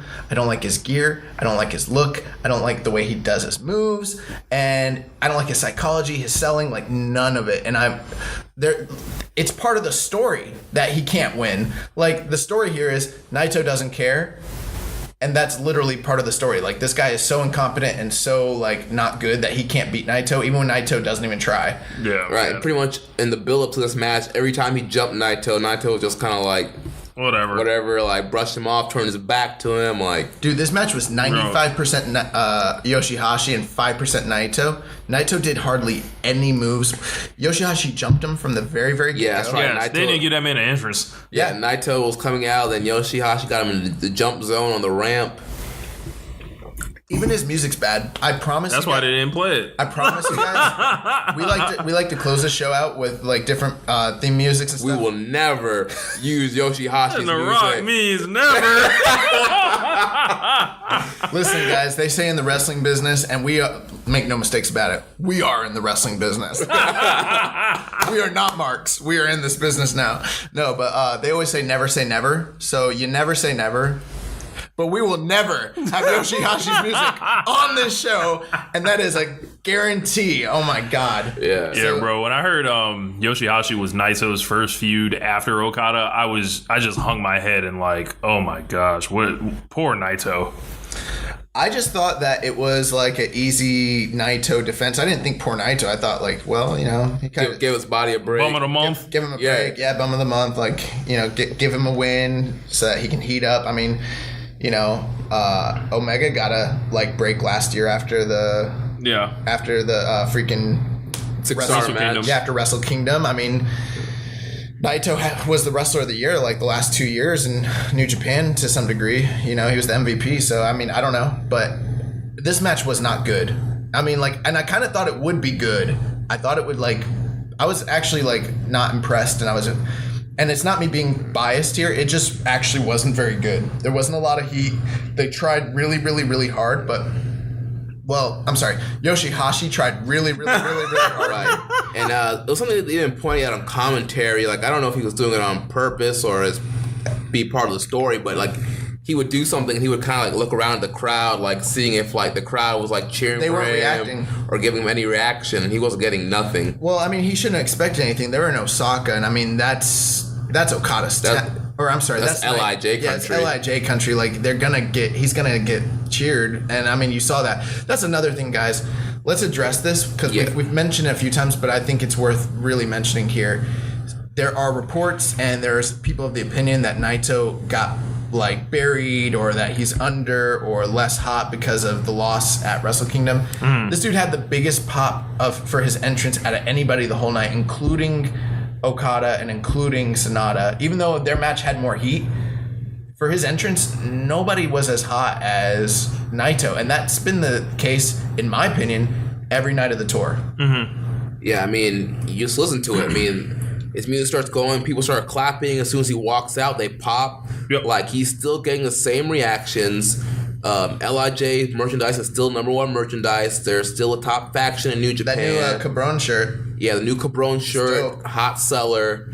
I mean, this guy's still on fire, and this was kind of a lackluster feud for him, but at any point in time, he could be right back in the world title picture. There was one thing, though. Yoshihashi did that butterfly lock, and he did it a couple times in the match, and the final time he did it, it started looking like Naito's fantastic at selling sometimes, and it really looked like he was going out, and I started getting heated. Yeah, guys, Josh was about to snap. Yeah, throw a TV out the window. You know what? Because I understand, it's a business, and sometimes certain people win that you want to win, and sometimes they don't, and that's part of it. But if he would have lost to Yoshihashi after losing to Naito, I would have legit been so pissed about it.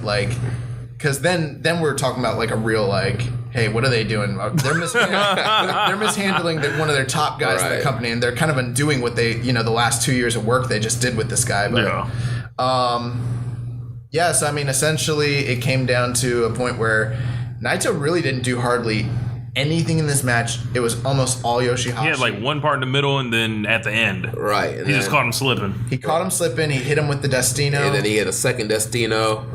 And the thing you'll notice there too is he didn't play to the crowd. He didn't try to do anything. He just, when it was business, he hit him with the Destino. And then Kevin Kelly was like, "Is he gonna mess up? Is he gonna mess up?" Because they were trying to play off the fact that he went for 2 Destinos at Wrestle Kingdom. Right. But this one, in this case, he didn't pause. He wasn't playing to the crowd. He did it as quickly as he possibly could. Back to back, just put him away. Then post-match, Taichi jumped Naito from behind and drug him off backstage. I'm guessing this is playing off of what happened at Taka Taichi Mania. The main event of that show was Naito versus Taichi. In the post-match promo, Naito told Taichi he should be a heavyweight. So I'm guessing this is Taichi's move to heavyweight. I've heard good things about that match, actually. They said it was Naito against main event Taichi, which is a totally different deal. I actually have found a link on the deal to this show. I can't disclose where I found it. For those of you who are listening, though, you're probably familiar with some of these different avenues for finding this stuff. So, yeah. If not, just reach out. Yeah, it's out there, so I'm going to be watching that. I'll give you guys a review, once I've watched it to let you know. But, yeah, you're probably right. It is playing off of Taka Taichi Mania. I was surprised that so he came out and he attacked him with the mic stand. Yeah, and drug him to the back. And then the cameras didn't follow him. And as a U.S. viewer, I'm so used to let's follow the action. To the back. And I was like, oh, so they just went to the back. Like, he could be killing him right now. We don't even know. Oh, no. All right. Like is Suzuki-gun and like LIJ. And the commentators just moved on. Right. They're like, all right. Actually, let's address this. Here's another thing. When a guy from LIJ gets attacked, you would think that LIJ would come out and help him, but we know for a fact that no one from LIJ is going to come and help him because they do not have a track record of when their guys get attacked. Yes. Yeah, their guys, let's sit there and watch them get attacked. The hell? Look, man, we all going to New Orleans, right? So there's gonna be a big group of us, right? I'm letting everybody know, ain't no head ups. Like, Listen, I just want everyone to know here that there are certain MMA fighters who have become certain wrestling crossover stars. And certain people on this podcast right now have heat with these certain MMA stars. They will probably be at WrestleMania. If something pops off, I do not have your back. You got Rich Latta, you got yourself into this mess. You're gonna have to clean it up. yeah. I'll tape it. I'll put it on World Star, So I'll get over. Jump Zone. Oh my God. But that's about it. So I'll get over. Awesome. That is the goal. You need me to get you an Uber to the hospital? Hey, I'm down. Oh my God. All right. Oh my So God. next up, we had the IWGP Junior Heavyweight Title match. The champion Will Ospreay defending against Hiromu Takahashi. Guys, this was a high-flying masterpiece. As soon as the bell rang, both of these guys just went right at each other. What do you guys think about this match overall? Thought this was awesome. You know me, when it comes to cruiserweight style, flipping, all that is right up my alley. Stuff I definitely enjoy. I thought Ospreay was excellent, and Takahashi. He is excellent, Rich. I mean, he's straight. But Takahashi is my guy, or one of my guys, and I thought he was going to get the win here, and I thought they did a good job. Like, they had a lot of great near falls in this match that made you think it was like, okay, that's it. Oh, Yeah. like they sold you a lot. Yeah. And I gave it 4.5. Yeah, there were a lot of innovative maneuvers and just a lot of innovative combos of maneuvers as well. I will say this. So we've been watching these two guys compete in multi-man tag matches since November. Mm-hmm. Almost every single match of every card since November, since the World Tag League. It's been LIJ versus Chaos. Yeah, and in every single one of those matches, almost every night we've seen a combination that includes Takahashi and Ospreay. So with that being said, these guys have become very, very, very familiar. Even though they haven't had a one-on-one match since Best of the Super Juniors, they've become very accustomed to one another. And you've seen a lot of their sequences that are just so fluid. So with that being said, I did kind of expect this to be like an all-time great junior match.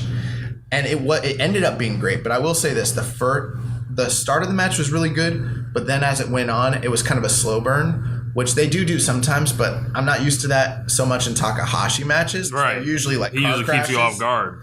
And so I was a little disappointed. And then about 3/4 of the way through, they started going for finishes, and I felt like it was the end of the match, and I was disappointed. I was like, well, this was decent. I mean, there's nothing to complain about, but I expected so much more, and they were tricking me into thinking it was the finish. Yep. So I thought it was over, and then I was like, oh, it's not over. Oh, it's not over.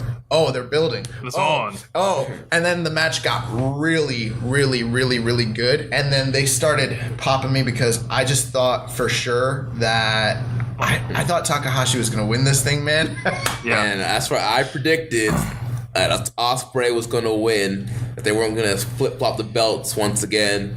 Yeah, so let's address the record. I will publicly on the air address this. In the past, I've been known as Joshua, the young boy / the Vision Smith, because I usually am pretty good at predicting some of these things. And me and my co-host here, Jeremy Donovan, we did happen to have almost all the same picks for this show. But the one contentious match was this match, and I picked Takahashi. And I picked Ospreay. And he bested me. So, we now have to call him Jeremy the Vision Donovan. But, dude, Takahashi had a lot of great offense in this match. I mean, Yes. the belly to Ospreay into the rail towards the beginning of the match. I thought it was awesome the way that Ospreay was able to get his hand down. Like, he's so aware of where he is that he protected himself on that fall, even though it probably hurt a lot and it looked bad. I mean, he didn't fall on his head or anything like that. He's very advanced at taking bumps for, where he is at his age and his stage in his career. Then also he had a nice pop-up power bomb. He reversed the Os Cutter a couple times into a German suplex. He's been doing that almost every night of the tour, but he did it like 2 or 3 times here. It was really cool. Right. Oh, the time he got hit with the Os Cutter, I thought he reversed it into a Scorpion Death Drop. Yeah. At the end of the match, yeah. I mean, there was like the trust fall dive. Yep. I love when Takahashi. I hate and love when he does that jump, that senton fall. Yeah. Because it's so dangerous, but it's so awesome at the same time. Like, Takahashi just does not care about his body, bro. That was awesome. Another thing was when they were in the corner. Yes. And they were on the top rope. Takahashi tried to do that. I don't know what he calls it, but it's almost like a victory roll when he slams it's like a the guy. victory roll bomb kind of thing. And he got caught. And then Ospreay lifted him up and threw him back like it was a German. And I think his head was supposed to hit the turnbuckle. Thank God it didn't. Because it probably would have been worse, but yeah, I mean, that was something really innovative I've never seen in a movie, in a match before. I loved Ospreay was going for the time bomb, and Takahashi reversed it into a destroyer. Oh yeah, I thought that the match was over at that point. The reverse Rana out of the corner. Yeah. Yes. Dropped Takahashi right on his head. Takahashi fell right on his head. That was bad, actually. I wish he would have protected himself a little better on that. But man, they did a lot of stuff in this match. Yeah, this was definitely. It took a while to get going, but once it got going, I mean, it's going to be one of the top junior matches of the year for sure. And it's definitely going to be a candidate for the February match of the month. Yeah, absolutely. Yeah. I mean, it's a candidate. Yeah, candidate. Yeah, I mean, I don't know. Those that Tanahashi and Suzuki match was. Oh, that was January. That's why Suzuki won. Right. Suzuki won off of that. Yeah. So this was the first February. Yeah. Real show. Yeah, you're right. Excuse me, listeners. That's why Jeremy's here. He's more like the organized one, and I'm just kind of the talent. I just show up, and just talk. So all right. Next title match, we had the never openweight title. Goto defending against Evil. Everything is evil. I was kind of disappointed with this match.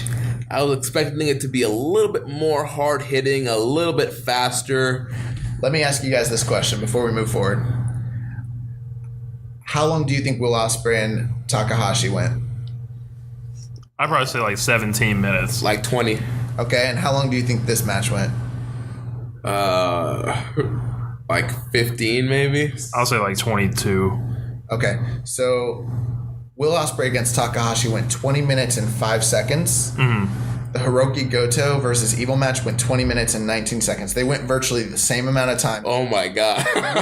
Which match felt like it was the longer match? This one felt like it was never going to end. Right. This match felt like it was forever. And I like Goto. And I like Goto a lot. And I feel like Goto's a guy that shows up on game day and proves it. But tonight was just like I don't know if it was the opponent, like with Evil, but it was the match. Something wasn't there. Yeah, something wasn't there. Evil's kind of grown on me the last couple of months, but I don't know what it was here. I don't know if they don't have bad chemistry or like it's not that. I can tell you exactly what it was. They should have been wrestling a strong style, never style match, and they just did not do that. And it didn't make sense because every interaction we've seen from them in all these tag matches leading up for the last 4 been nights, strong style. Yeah. And so we came into this match expecting it to be a hard hitting, to steal JR's term, a slobber knocker. And they came out there and they did classic wrestling with top wrist locks. It was like a Triple H match. Yeah, it was like it really was a very slow, very methodic match, and it never really picked up into the top gear that it was supposed to. And I mean, in the end, now the end match sequence was pretty awesome, but it took forever to get there, man. Yeah. And it didn't have like the hate and the anger and all that they've been teasing. Yeah, it's just I was expecting more. Kind of let down. I was very let down. I thought that this had like a chance to be the sleeper match of the show. Yeah. To like actually, I mean, not necessarily be better than Ospreay and Takahashi, but still be a standout match. I thought it would be, and it wasn't. It wasn't at all. Like, yeah, I almost like enjoyed Bushi Gato better than this match. Wow. I mean, in a way, it was shorter. It was only 10 minutes, and they had some creative spots and stuff. Yeah. This one was kind of forgettable, like, and Goto and you made a point during the match. You were saying like what would be a like a 3-star match over 20 minutes is different than like a 3-star match over like 10 minutes. Right. Like, yeah, I think that'd be a cool thing. It's easier to watch. Like, yeah. So, like for instance, if you watch, here's an example. I know we're not a WWE podcast, but you know Goldberg versus Brock Lesnar, right? From WrestleMania. The last WrestleMania, not the first one that they wrestled at. 33. That's a 5-minute match. Incredible match. It actually did really well in a lot of like different voting polls for match of the year. Surprisingly, well, maybe not so surprisingly, but like it probably overperformed because it's a really well received, really good match, and it's only 5 minutes. But you watch that match, and most people probably rate it like what? Like 3.25. 3.25. That's what I gave it. 3.5. It's because it's 5 minutes, and how can you really rate it any higher? But it's a really, really good 5-minute match. And if you watch a 3.25, like 30-minute match, which of those two matches would you rather watch? The Goldberg Lesnar like freaking brawl where they're killing each other. Yep. So it's, you know, in that scenario when you're watching that 5-minute match, you can't really rate it any higher because they only did so much and it was only so long, and you're like, I can't really call it a 5-star match, really. Although maybe we should change our logic. Maybe if you know, if you use like Jim Cornette's you know, logic for what constitutes a 5-star match, it probably could be. Mm-hmm. But you know, with the way that most of us rate, we wouldn't call it that. But it is easier to watch like a SmackDown match that's 5 minutes that goes like quick than it is to watch like a 20 or 30 minute 3.5-star match, because you have to like really underperform to get that 3.5-star rating for that long of a match. That's like you have that much like the target is bigger, so you should be able to do more within that time. Right. You have more creative freedom, you have more storytelling ability, and like if the match isn't getting over and you're like, hey, it was okay, you know, it was only 3 stars, it's like, dang. And I thought I won't say his name here, but that was a big problem that plagued WWE in some of their main events last year. So I didn't like Naito and Yoshihashi so much, but that match had more heat and like false finishes and storytelling than this one did, actually, and I was very surprised by that. So ends up Goto, he got the win with the GTR. Yeah. Who could challenge Goto for the never title? I mean, Juice. Jay White. Oh, I'm sorry, that's what I meant. Juice Robinson. Michael Elgin, a couple guys. Ishii. No, they're in the same. They're both Chaos, but who knows? But still, with the new mentality that Jay White's trying to bring in, we could start seeing some Chaos versus Chaos matches. Tamatonga. Oh, yeah. I don't know if he's still in a tag team or not, but well, yeah, he's never 6-man champs with his brother and Bad Luck Fale. There's a lot of guys out there right now that hypothetically could. I mean, you could even, I don't know, you can move Kushida up and have him challenge. He's mentioned about going up the heavyweight. Tai Chi. I mean, there's a lot of guys out there. I don't know, you know? Yeah. There's a lot of like potential challengers. I don't think they haven't really made it clear yet because there wasn't a follow-up story. There was no challenger that came out. So I guess we'll have to wait and see, you know, going into Strong Style Evolved and, you know, the anniversary shows. Maybe we'll get a never title match at like Honor Rising, possibly. Mm-hmm. Maybe that could happen. Maybe we could get like a Ring of Honor guy. Yeah, I mean, why not get like Goto against like Jay Lethal? That'd be very good. Or like Flip Gordon. I think Flip Gordon might find his way in the best of the Super Juniors this year. Yeah. So I mean, I think that could be a good way to use Goto in the Never title next. Is like have him like invert it, like the IC and the Never. What do you mean? Like make the IC belt as a Strong Style title now, and then have Goto do like the blowaway match. No, I just mean like sometimes they'll do this with Ring of Honor guys where they'll have them come in and challenge for titles. Yeah. And it's almost like an audition to see if they can come in and be effective to be used as like a part-timer in New Japan. So maybe on these Honor Rising shows, if there's someone that they're interested in, give them an opportunity to challenge for like that belt since they don't have anyone lined up right now. That's just off the top of my head, just a thought I have. Who knows? I mean, it's Goto. Goto can have a good match with just about anybody, really. Yeah. So, all right. So moving on to the main event of the evening. The IWGP Heavyweight Championship match. Oh my God, we're gonna run this joke and stick around. Yeah, we've killed it with this podcast. Hey, let's talk about this. One thing that we all kind of pop for and we've never made mention of is how at the beginning of every IWGP title match, they start off with the rundown of every champion they've had in the past. Yeah, that's and it's awesome. just super quick. I love that. I wish WWE would do something like that, or some of these other companies, like even like Ring of Honor. Think about all the guys that they've had be the Ring of Honor champion. Right, Samoa Joe, Brian Danielson, CM Punk, Jamie Noble, Homicide, Tyler Black. So many guys. I mean, like, that would be NXT title. That would be like really cool too. Yeah. Like, I think that's like one of the best things that New Japan does. Yeah, just like paying homage to the past and like, it just adds so much like prestige to it when you see all these like legends and you're like, man, like look at the guys that held this thing, AJ Styles and like Brock Lesnar and Hashimoto, Chono and Muto and Vader and like everybody, Yeah. It's awesome. Yeah, so Okada was defending his title against Sonata, and going into this match, Chaos had 2 wins, LIJ had 2 wins, so this was kind of like the tiebreaker match here. For dominance. Yes. And like Kevin Kelly said, this is going to settle the war between these two factions forever. We're going to put this to bed tonight. So, unfortunately, Okada was still wearing the pants. Oh my God! Oh man, I don't want to shoot on those pants, but it is Shoot Saturday, so Yeah. those pants. Oh my God, they look like Okada went and freaking jumped Sting and took his jacket and had a tailor turn them into pants for him. Like, they are so freaking bad. I don't want to see those pants anymore. And it seems like they're here to stay. Right, like it seems like it's a 2018 gear. Oh my gosh! Like I think I would like the pants more if they weren't bell bottoms. Right, I might have mentioned they were like tight. That's my only problem with them. That's literally like, it's not really the material, it's not really the like fringe on the outsides or anything like that. It's the cut, and it sounds so silly.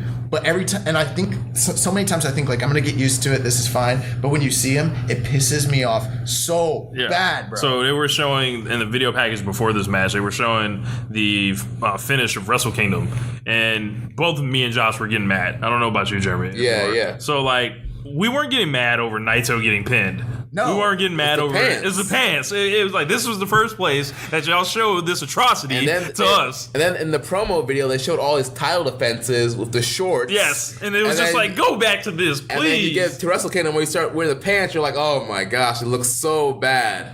It is so bad. And I'm trying to make peace with it. I know there are other people who are fine or indifferent about it, and that's cool. But dude, every time I see these pants, I want them to go away. Bro, I'm going to Google Translate a message and tweet it to Okada, and in Japanese, asking him, please consider, going back to the old gear. If they were like Michael's pants that he started breaking out, and it was straight legged, I really wouldn't have so much of a problem with them. I mean, Marufuji's pants were fine too. Like, they don't flare out. I wouldn't have a problem with them. It's literally that flare at the bottom. Yes. Look, man, I didn't like so that. bad. Look, dirty little secret. Like, I was mad when I came back and started seeing Shawn Michaels in them other pants. Like, nah, bro. Once he switched from the hard pants, I was pissed. Like, I think that's a whole nother Shawn Michaels to me. What? Yes. Well, let's not get started talking about Shawn Michaels. I'm the biggest Shawn Michaels mark there is. Yeah. So Okada versus Sonata here. You guys are gonna pay money to meet him at Wrestle. You damn right I'm going to pay money to meet the Heartbreak Kid, Shawn Michaels, the greatest professional wrestler that's on God's green earth. Oh, look. He ain't better than the Ace. Well, we can't see that matchup, unfortunately. He would have lost. No. High five flow. good night, HBK. No, Sean would move out the way, kip up, sweet chin music. He would have thrown the sweet chin music. He would have got caught and got dragon screwed. Oh, yeah. Look at us booking the match. Dude, can you imagine how great that match would be? Shawn Michaels versus Hiroshi Tanahashi. In their primes? Oh, my gosh. Oh, man. In like 07, 08? Oh, my God, that match would be incredible. Yeah. Oh, man. My heart's like racing. All right, so Okada and Sonata. Sonata was getting great crowd reaction here. Yes. Throughout this whole match, the crowd was like... They were so hot for Sonata. They wanted him to win this match. We haven't mentioned this since we're talking about gear. Let's talk about this. I love Sonata's new gear. Yeah. Like the reverse Okada. Yeah. He's got that Day of the Dead print on the side of his gear now. I think he went to the same tailor that Omega is going to because his gear is kind of the same. So sick. He really and stepped also up his game. his new skull mask is pretty cool too. It's okay. It's better than that. It's better than the one with two horns. black joint. Yeah. Yeah, I'm not so much down with the costume, the Party City costume gear that him and Evil wear, but whatever. Yes. It's whatever. But yeah, early on this match, there was a pile driver on the ramp from Sonata to Okada. Yeah, it was the weakest pile driver ever. And it looked like one of those Terry Funk, Jerry Lawler pile drivers from the 80s. Clearly a very protected pile driver, which it's a good thing. But Yeah. I mean, obviously it doesn't look as dangerous as other pile drivers. And he did another pile driver in the ring. This was the beginning of the match was very much the big main event style. A lot of chain wrestling, But it was, feeling each other out. It was very good chain wrestling. It wasn't anything where I was this is boring. It was this is very, very, very good. But it was so methodical and mechanical. It wasn't a lot of emotion or anything. And I think we've talked about that with Sonata in the past. And even with Okada, it was just very by the numbers. It was a straight-laced just wrestling match. And the crowd was hot for it. And then I think when it really started to turn up was when Sonata started doing Dives. dives and stuff. Yeah. Flips. Yeah. Yeah, man. I thought these two worked really well together. They worked really well together a couple years ago as well when Sonata first came into New Japan and jumped on him during the match that he had with Naito back then. And the case could be made that if he doesn't jump out, maybe Okada never loses the belt from back then. So I don't know. I think that's just another, storytelling aspect of it. But I think, as far as this match goes, these guys, as you mentioned, Jeremy, the crowd was really hot every time Sonata did something, and they thought he was going to win. And there was just there were a couple moments where you were like, what's going on here? And then, of course, there was an awesome finishing sequence. I thought you had the play-by-play on it. Yeah, but throughout the match, there was a lot of different skull end attempts where he got Okada locked in the skull end, and you're like, all right, he's got us locked in pretty deep. He's wrapped the legs around. Is Okada going to be able to escape out of this? Is Sonata going to tap out Okada? I mean, there were several times where it's I don't know if Okada's getting out of this. Yeah, and the thing I found funny about it was Okada was trained by Ultimo Dragon, and he was essentially in a Dragon Sleeper. So this could be, if you really want to get nerdy here, he was trained to fight against that move, essentially. Right. And he might not have got trained to fight against the move. He might have just got used to being put in it every single day. Yeah. Stretch. Stretchy. let me see your arm. But one thing I thought that... Now, let me be clear. I like this match a lot. I think in my opinion, it was probably the match of the night, actually. Yeah. Do you guys agree? Or do you think the junior match is better? I thought this was better. I mean, they're different. They were different. They were different. I'm kind of torn. I will say the best near fall was in the junior match. Yeah, the near falls in the junior match were very good, but I liked the crescendo to this match better. Yes. But with that being said, so not to be negative, but man, that skull end looks kind of bad sometimes. Yeah. When he... And it's weird because when he first started doing it in New Japan and on guys like Tanahashi and stuff like that, it looked so good the way Sonata would put it on. I mean, he would lock it up. I mean, it was just like the way that Dragon used to do it. But now he tends to fall back on it and he ends up just putting it around their forehead instead of around the throat. Yeah, and if we're getting into I don't know, the kayfabe of it all, it's not really a choke. It's not a sleeper hold anymore. At this point, it's a neck crank, which you can tap a guy with that, but the guy's not going to go out. And I mean, like, the whole point of it is to put the guy asleep, I guess.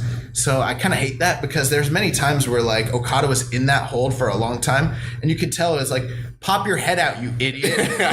Well, Geto wasn't out there to coach him, so Yeah. Gato failed him. Yeah, he needed his coach to be there to tell him what to do, apparently. Until the ending sequence on this match, Sonata got the skull in again. He let it go, went up, hit the Muda moonsault. That was a really good near fall. Yeah, got a near fall there. He goes up for a second moonsault. Okada blocks it. Hits the knees, hits a Rainmaker, and then eventually he hits a spinning tombstone after a reversal. That was dangerous. And into another Rainmaker to get the win. Yeah. So it's kind of interesting. Okada wins. Okada did. LOL. So Okada didn't try to go for a pinfall after the first like 2 or whatever it was, which was, I thought, smart because it protected the Rainmaker because it seemed like at that point if he went for the pinfall to keep the match compelling, Sonata would have needed to kick out. And it's like, I don't know if they were ready to give Sonata that big kick out. Because there was a weak Rainmaker. It was weak. There was like 2 weak Rainmakers. Well, he hit him with the first one, and then he hit him with the second one, and the second one was much weaker. Yeah. And they were in succession. So, or maybe it was just the first one. I can't remember. But The first one was like before that. The weak one and the strong one were like back to back almost. Okay, yeah. So the second one he hit him with was weak, and it was like if he went for the pinfall off that, he would have had to have not kicked out because I don't think he's at that level where he can kick out. But Right. It would Right. It would have flattened both the match and Sonata. So I thought it was nice that he instead just assessed the situation. They kept wrestling.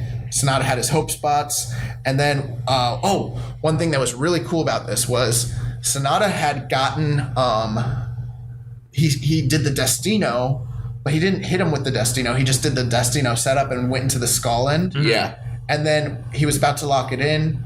Okada got out. And so then at the end of the match, he goes for a Rainmaker. He blocks it. He goes for the Destino again. And Okada goes, catches him. Tombstone with the spinner. And then he hits him with the Rainmaker for the 1, 2, 3. I love this aspect about Okada's character is that when guys make mistakes or they try to do the same thing to him 2 times, it's never going to work the second time because he's such a prodigy and like so studious that you try the same thing on him 2 times. Like you had success the first time, you're not going to catch him off guard with it. He knows what you're going to do next time. Right. You're going for the same exact movement. Oh, I got you. Yeah. You got to do something different to beat this guy. Like you got to raise your game. And so Sonata came off looking like a star. He looked the part. He wrestled a great match. He got the crowd into it. He showed a side of himself that I don't think we've really seen. It was probably his best match in New Japan. Yeah. But at the same time, he wasn't really... It's not that he wasn't ready. He just didn't have the game plan to do it. He was ready. Like he has all the physical tools like we talked about before, but he just look fresh in that suit too. Man, that suit was the suit that he had on the press conference and the promo video. Yeah. But he just doesn't have enough experience yet to put a game plan together to beat Okada. Right. So like he nearly did it though. He was like right there. Yeah, I mean, it was really good. With this victory, Okada has officially beaten all the heavyweights in LIJ. All of them are young boys now. Okada's young boys. Well, let's talk about that. So, I mean, we don't have to go through all his defenses, but I mean, okay. So, over the past, year or so, this guy's beaten all the heavyweight members of LIJ. He's cleaned them out. He beat Kenny. He beat Cody. He beat the underboss Fale. So he's pretty much beat all the top dudes in Bullet Club. Not including whoever else he beat during G1. He beat Suzuki. I mean Naito. He's beaten all the top dudes from all the factions. The only guy that he hasn't wrestled in this run is Tanahashi, and I don't know if we're going to see that match again for a while. For me, where does he go from here? For me, that would be what you do for Defense 11. But I don't know if the schedule is going to line up to allow that with Tanahashi's injuries. But I think that is the move. Eventually, we're going to see Tanahashi and Okada again, and Tanahashi could win. One thing I thought was very interesting, I saw a New Japan Reddit post, so this isn't my opinion. I wish I was this, I had this much of an apt analysis. But one thing that someone said was a lot of people in the lead up to this match were starting to predict that we would see a Sonata upset. Mm-hmm. And they were saying because Sonata was like this enigma and he was able to come with like an element of surprise to beat Okada, which most people don't have. But then they said the reason that they knew that Okada was going to beat Sonata was because he said, okay, I'll let you challenge me for my title if you give us a title shot first. And so he was, the thing here is Okada's able to study guys and figure out their weakness prior to wrestling them so that he's already got the game plan scouted. And you kind of saw that playing out throughout the match here, was that after the tag match, he had forced Sonata to go out of his comfort zone to actually exert himself and to show more of his game plan than he had in the past. And he also forced him out of his comfort zone because he forced him to talk, which the guy never had done before. So going into this match, like that first like 3/4 of the match, Okada has scouted everything Sonata was doing, and he was like catching him for all the basic stuff he does. He was catching him every time. It wasn't until Sonata really started to turn up and do the flips and the dives and exert himself that he started to really turn it up and to rock this man. Yeah, to rock Okada and put him in trouble. So I think that was like the turning point. The fact that he'd already had an experience of seeing what Sonata had to offer is what led to his victory over him. And then in the match, when he had a chance to surprise, he made a mistake. The mistake he made was that he had Okada square in the middle of the ring with the skull end, and he let it go. And he let it go to go for the Muda moonsault. If he would have kept that on, he probably would have won the match. But he let it go, and that was his big undoing. So you're seeing it now where like guys are getting very close to being Okada, and they're making one small mistake. Simple small mistake. Looks like the second Destino for Naito. Here for Sonata, going for the Muda moonsault. It was kind of the same thing with Evil. Like Evil tried to do the same stuff that got him the victory in the G1 over Okada. He tried it in the rematch and didn't work. It didn't work the second time. So like that's where we're at. I wish Okada wouldn't have wore those pants the second time. You mean like the fifth or sixth time? Like yeah. Second, third, fourth, none of those. So what would you guys rated this match? I'm going 4.5. Yeah, 4.5. It could have been higher, but every time Okada wears those pants, I'm taking a quarter star off. Okay, so then this was like a 4.25 match for me then because he wore those pants. If you guys are calling it 4.5, I'm taking a quarter star off. No, in all actuality though, like if we really are going by that rule and saying a quarter star off, like this dude should have had 2 4 and 3/4 star matches this year, but he wore those freaking pants. Yeah. And he's at 4.5 now. Thanks a lot. Whoever the tailor is that made those pants, screw you. And like I hope I'm just playing. I hope you die. Like about to wish some evil on this individual. Oh man. So that wraps up New Beginning in Osaka. I was disappointed by this card a bit, I will say. Yeah. There was 2 matches that I thought delivered, but I thought they both could have delivered maybe a little bit higher. You can't really complain too much, but I mean, it was a tough show to kind of get through, to be honest with you. Yeah, the New Japan shows, is no secret, are very long. And if there's not a lot of like blow-away stuff on top, it can get laborious. Yeah. To sit through. Who says laborious? Vince McMahon and the XFL. Paul. So I believe I heard you might have said that on a past show. I just I'm very articulate. Yeah. High IQ. Yeah. Very smart. I can't even think of any good, like, I wanted to like break into a promo there and like start using some big words, like I was like Nick Bockwinkel or something. Yeah. Yeah, anyways. Man. Yeah, it was a long show, but I think it was a 2-match show, personally. Sometimes these undercards really do deliver, and you get a lot of like cool like stories, and you get like a lot of like really fun multi-man matchups. But after 5 nights of the same stuff, yeah, I mean the undercard stuff was pretty much the same. It's the same stuff we've seen, and some of it wasn't as good as what we'd seen the 5 nights previous to that. I thought that of all the nights, maybe the night with the tag match and the Jay White, that was like the best show of the whole. February 5th Road 2 show. You guys think they should stop airing some of those Road 2 shows? No, not the Road 2 show, the Night 2 in Sapporo. Well, that was, in January, yeah. That was the best of the tour. Yeah.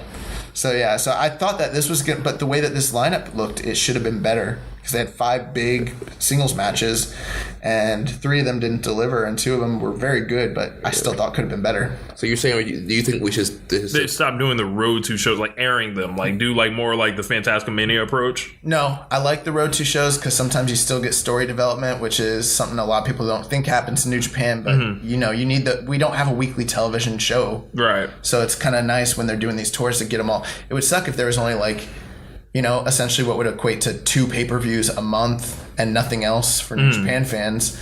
So it's nice as a fan to be able to see, you know, these road to shows, especially like they're not like their house shows. They still have house shows as well that we don't see. Right. So these road to shows are still like, they're not the biggest shows in the world, but you still get good stories that come out of them and good matches. Gotcha. Yeah, I just think when they're in these like back-to-back kind of shows, maybe Change it up. Like don't run the same 6-man match all Right. you know, 5 shows. Like mix it up. I understand they're gonna do a lot of tag matches, but mix up the teams, tell some more stories, have a little bit more story development instead of what we saw these last 3 nights where it was like a lot of the same stuff, like back to back to back to back. Nice. So that wraps up our coverage of New Japan New Beginning for the month of February and January. So we're through that portion of New Japan. So we've got our start.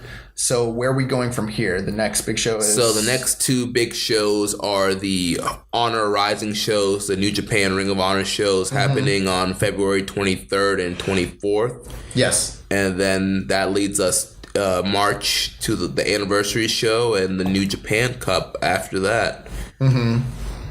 So, yeah. And then we've got Strong Style Evolved. Yeah, Strong Style Evolved, March. And then Sakura Genesis. Yeah. So that leads us like all the way through to April, basically. Yeah.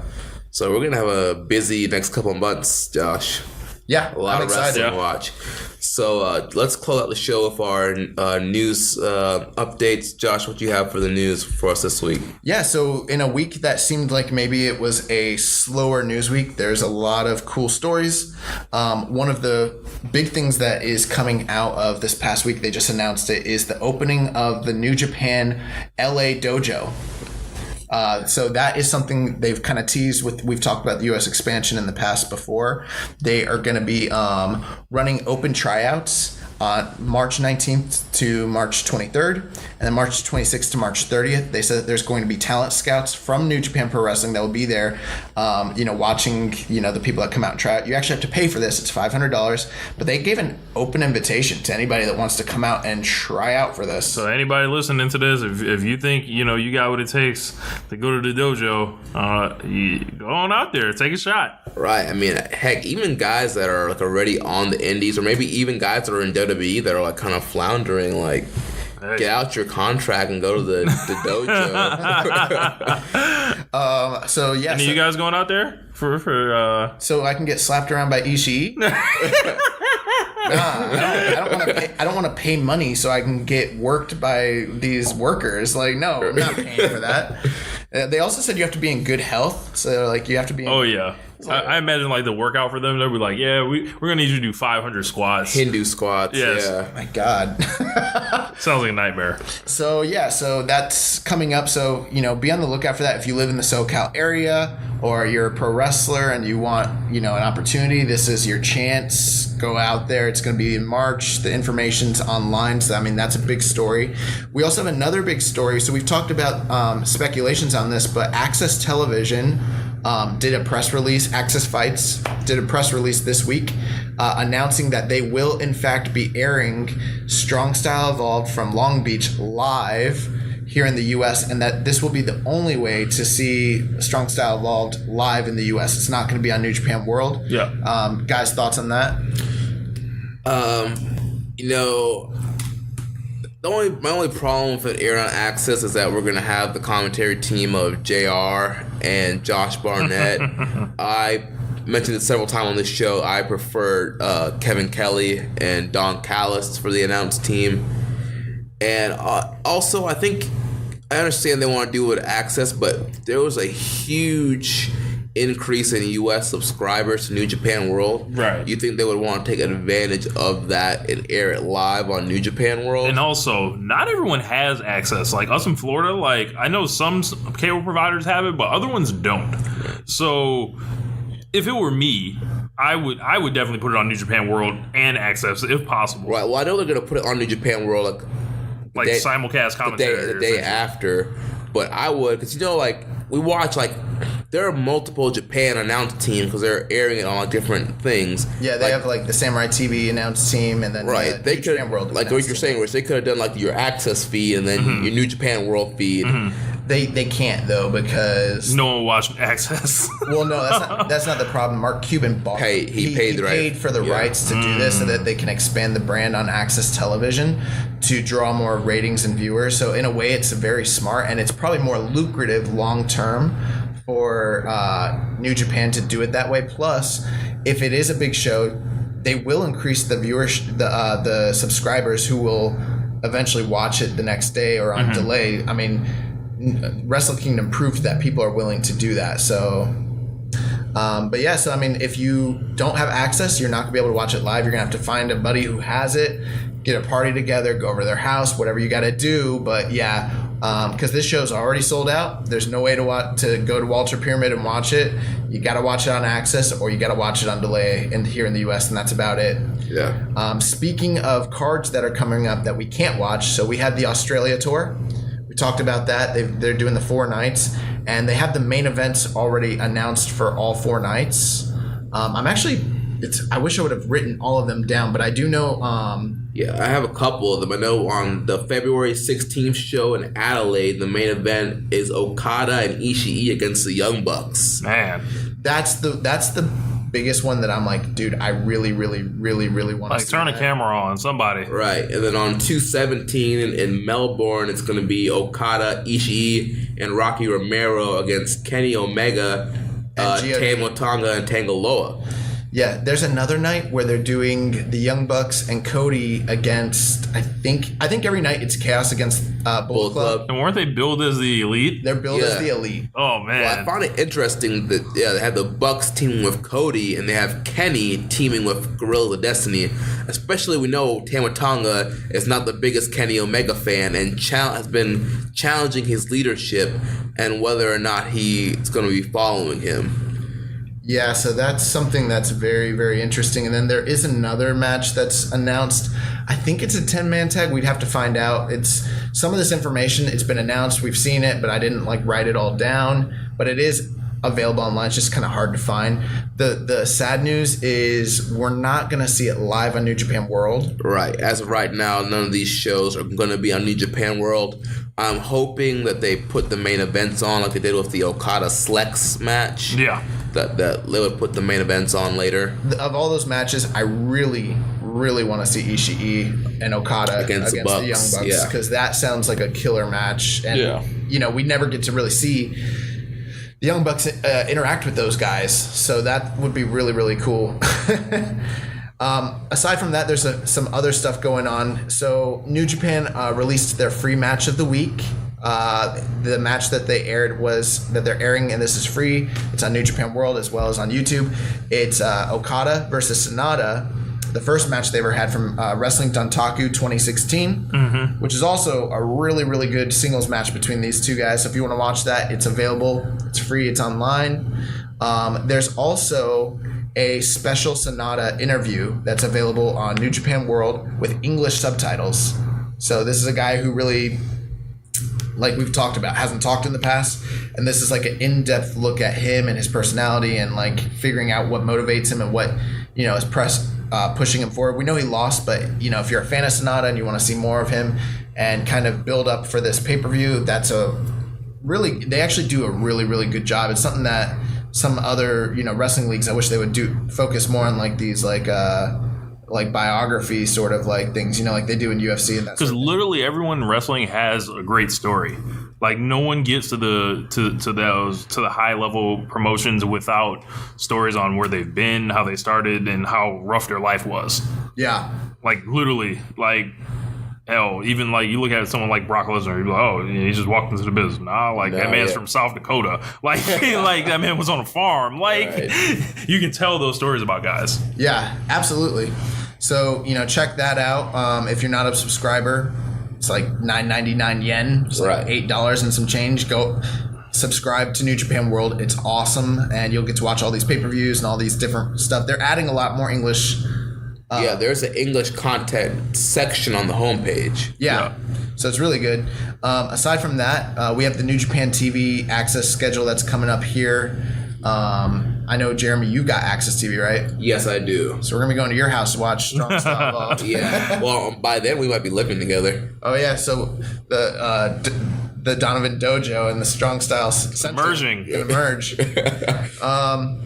So this coming up on February 16th, we have New Year's Dash. They're going to be replaying, select portions of New Year's Dash. And then all throughout from February 23rd, March 2nd, and March 9th, they're going to be showing the big matches from New Beginning. Yeah, so on the 23rd, they're going to be showing Sho and Yo versus Young Bucks and Omega. Jay White Sho and Yo versus Young Bucks and Omega, and Tanahashi versus Suzuki.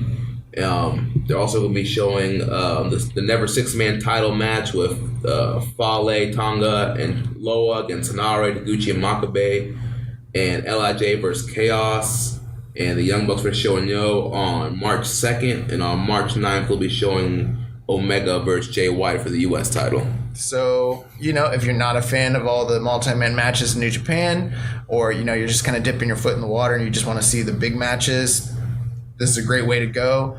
The commentary might not be as good, but it's kind of cool to be able to see these matches in high def, which we're not able to on New Japan World, so that's nice. Aside from that, let's talk about Y2J versus Naito. So the news has been coming out that we had originally expected to see this match at Strong Style Evolved at the Walter Pyramid, and that show's already sold out. There's been no matches announced for this card at all.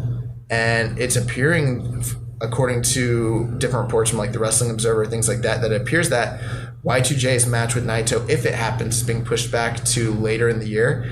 And it seems like maybe like June or, like June when Dominion is around, that might be the next big opportunity for them to do this match. Right. And when we talked about this earlier, when Jericho jumped Naito, I think I originally said I expected them to hold it off for like a big show like Dominion. Now, I know some people said they might try to do it at Strong Style Evolved. A couple things with that. Jericho's mentioned that he would never wrestle for another promotion in the United States. But like you mentioned... That was before he started getting that $1.5 million Brock Lesnar money. Right. And then something that we mentioned about the Mysterio match, it's like, why would you put Jericho Naito on an already sold out show? They could save that for another show that's going to be on New Japan World to help pop subscribers and help pop attendance for whatever show that ends up being on. Yeah, so, and what are your thoughts, Rich? I think my gut instinct is like I want to see the match as soon as possible, right? Right, because they did the build. Right, and I don't want it to be a Triple H situation where, you shoot the angle and then the match isn't until like 6 months later. But this looks like that might end up being the situation. But if it's a situation where we have to wait until Dominion to see this, it is a bigger stage. It is more valuable to New Japan. They can drum that beef up at any time because we know Jericho can work something in a heartbeat to get it hot again. And I think Naito is going to need another big match, especially if he's not going to be winning the championship anytime soon. Right. He's going to need a big victory. And well, you would think at this point, if there was going to be something to pop off between them, that they would start building again towards it, but there hasn't been any video packages. They haven't actually really made any mention of the attack on the commentary at all since it happened. So, and now he's moving into a program with Tai Chi, and we're moving into into the New Japan Cup. There's no announcement of Jericho being involved in that, so it appears like this is being put on the back burner. I mean, at this point, it wouldn't really make business sense to, not that, okay, they've already got their money, right? It's just like WrestleMania. We already got your money. You want to give the people a good show and everything like that, but at the same time, if this isn't the biggest show for New Japan, Sakura Genesis is going to be the next big show. Dominion's the next big show, then the G1 Finals, then King of Pro Wrestling. So why would they throw away this big money-making match when they've already made the money? They already got the, you know what I mean? They've already got the tickets sold. People are going to tune in. They can give us a really good match at Strong Style Evolved without having to blow it all by giving away Naito and Y2J, especially if the timing's not right for those guys. Plus, I don't know if you heard about this, but it appears like Jericho might be working WWE in May. Didn't hear about that. No. Yeah, he might be working the UK tour, so... Right. It's this man finessing. So I mean, hopefully at this point, I just want to make sure that they shot the angle. I hope we see it. Yeah. Speaking of Y2J, I don't know if you guys were you able to catch Y2J on the Steve Austin show? Yeah. Yes. Oh, I didn't, but you guys got to hear about it. So I mean, he talked about working in New Japan. How was that? Yeah, it was basically like he was saying the levels of freedom that he was provided was like such a breath of fresh air compared to what happened sometime in WWE, because it's like there's no one responsible for your match but you. And Jeremy, I don't know if you had anything else on that. But yeah, I mean, that was pretty much the big point, and that's something we've kind of talked about. Like, you see when these guys kind of cut their promos and do their matches, like, you can tell that they're not restricted and they have the creative freedom. If they feel like they need to do like this one move here or say something differently, like, they have the freedom to do it, and it comes off completely naturally. And we talked about Hiromu, like that's not, none of that's scripted. That's you can never have a Hiromu Takahashi. And, that's why these New Japan guys are getting over. And then you look at promotions like WWE, where everything, like majority of guys are handed a script. It's just very homogenized. Yeah, it's very. It doesn't come off as being authentic or organic at all. Because these guys aren't necessarily actors. You know what I mean? But and then you see the few guys they do give freedom to, like the New Day and the Usos, and even like Elias has mentioned that he gets kind of a lot of freedom on what he does for his promos. Those are the guys that are actually getting over and are connecting with the crowd just more. Mm-hmm. So if you haven't caught Y2J on the Steve Austin show, I heard it was a very good episode. I think that Austin was on Jericho's first podcast. First two shows, right? And then Jericho had never done Austin's show. And if you think about the wrestling podcasting boom, it kind of comes from those two. Yeah. So this is like kind of like the full circle of circle of life or whatever in wrestling podcasting. It's taken them a while with to all show back up. Yes, with all due respect to Colt Cabana, who's been doing this forever. Day one. Yeah. But it really took off like with Austin and Jericho. Yeah. So really good episode. You guys want to check that out. Speaking of wrestling interviews, Cody Rhodes just did an interview. No, sorry. Hey. Cody. Cody, we don't know what his last name is. We don't want any letters from Vinnie Mac, okay? We don't know what his last name is. He did an interview with Fox Sports Australia, and he talked about the popularity of the Being the Elite YouTube show, working as Stardust and trying to transition to Cody. And then he talked about his tensions with Kenny Omega. And one of the things he said here, and I think that this is, I'm not going to read the whole entire thing, but this is very interesting. He said, I'm not capable at this point of being in a group where I'm not the leader. Yeah. And he said, I did it once earlier in my career with Legacy, and that was cool because I was young and green and a rookie in the industry, but now, no more. After a world title run, you can't really call someone else your leader, and I think that is this natural tension that very rarely exists, because here, Omega is with this reputation of being the best wrestler in the world, and here I am with the mainstream appeal that helped gain a bunch of new fans for the Bullet Club, and the fact that I think Matt likes me more and Nick likes Kenny. And he said, that's all real. So he's like, this is a shoot, brother.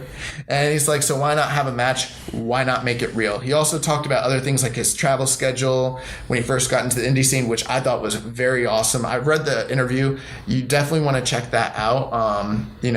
So, I mean, it seems like there might be, these are workers, of course. Yes. The son of Dusty Rhodes, who Dusty Rhodes outright did not ever admit to Cody Rhodes that the business was a work. Right. Oh, in their life? Yes. From what, at least until he was a grown man. Right. He what? Yes. You never heard that story. So, basically, the deal with Dusty was, Dusty said a lot of like ridiculous stuff in his career. Like there was a thing that says Dusty Rhodes never trained to be a professional wrestler. He just got in the ring the first time and just did it. I've heard that. I've heard also that he won the regional world championship in his promotion night one just based off of charisma and star ability. It's not true, but that's what he's said on podcasts and things like that. Yeah. So like that man comes from a worker. So like these dudes are workers. With that being said, though, it's kind of interesting because Matt is always portrayed as Kenny's best friend on being the elite, and all of a sudden he's like, well, Matt likes me better and Nick likes Kenny. I'm like, what? Yeah, very interesting. So yeah, I thought that was very, very, very interesting.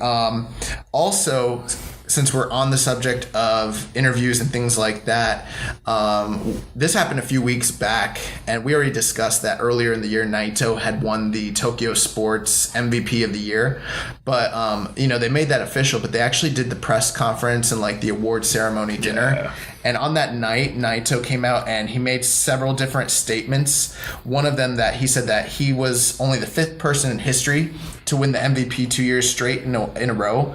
And he did this in a year when the IWGP champion was held from start to finish throughout the whole year by one other person. And he's like, what this means is I exist on another plane, and it means that Tetsuya Naito is bigger than the IWGP championship. That's not arrogance talking. That's something that I've proven to everyone.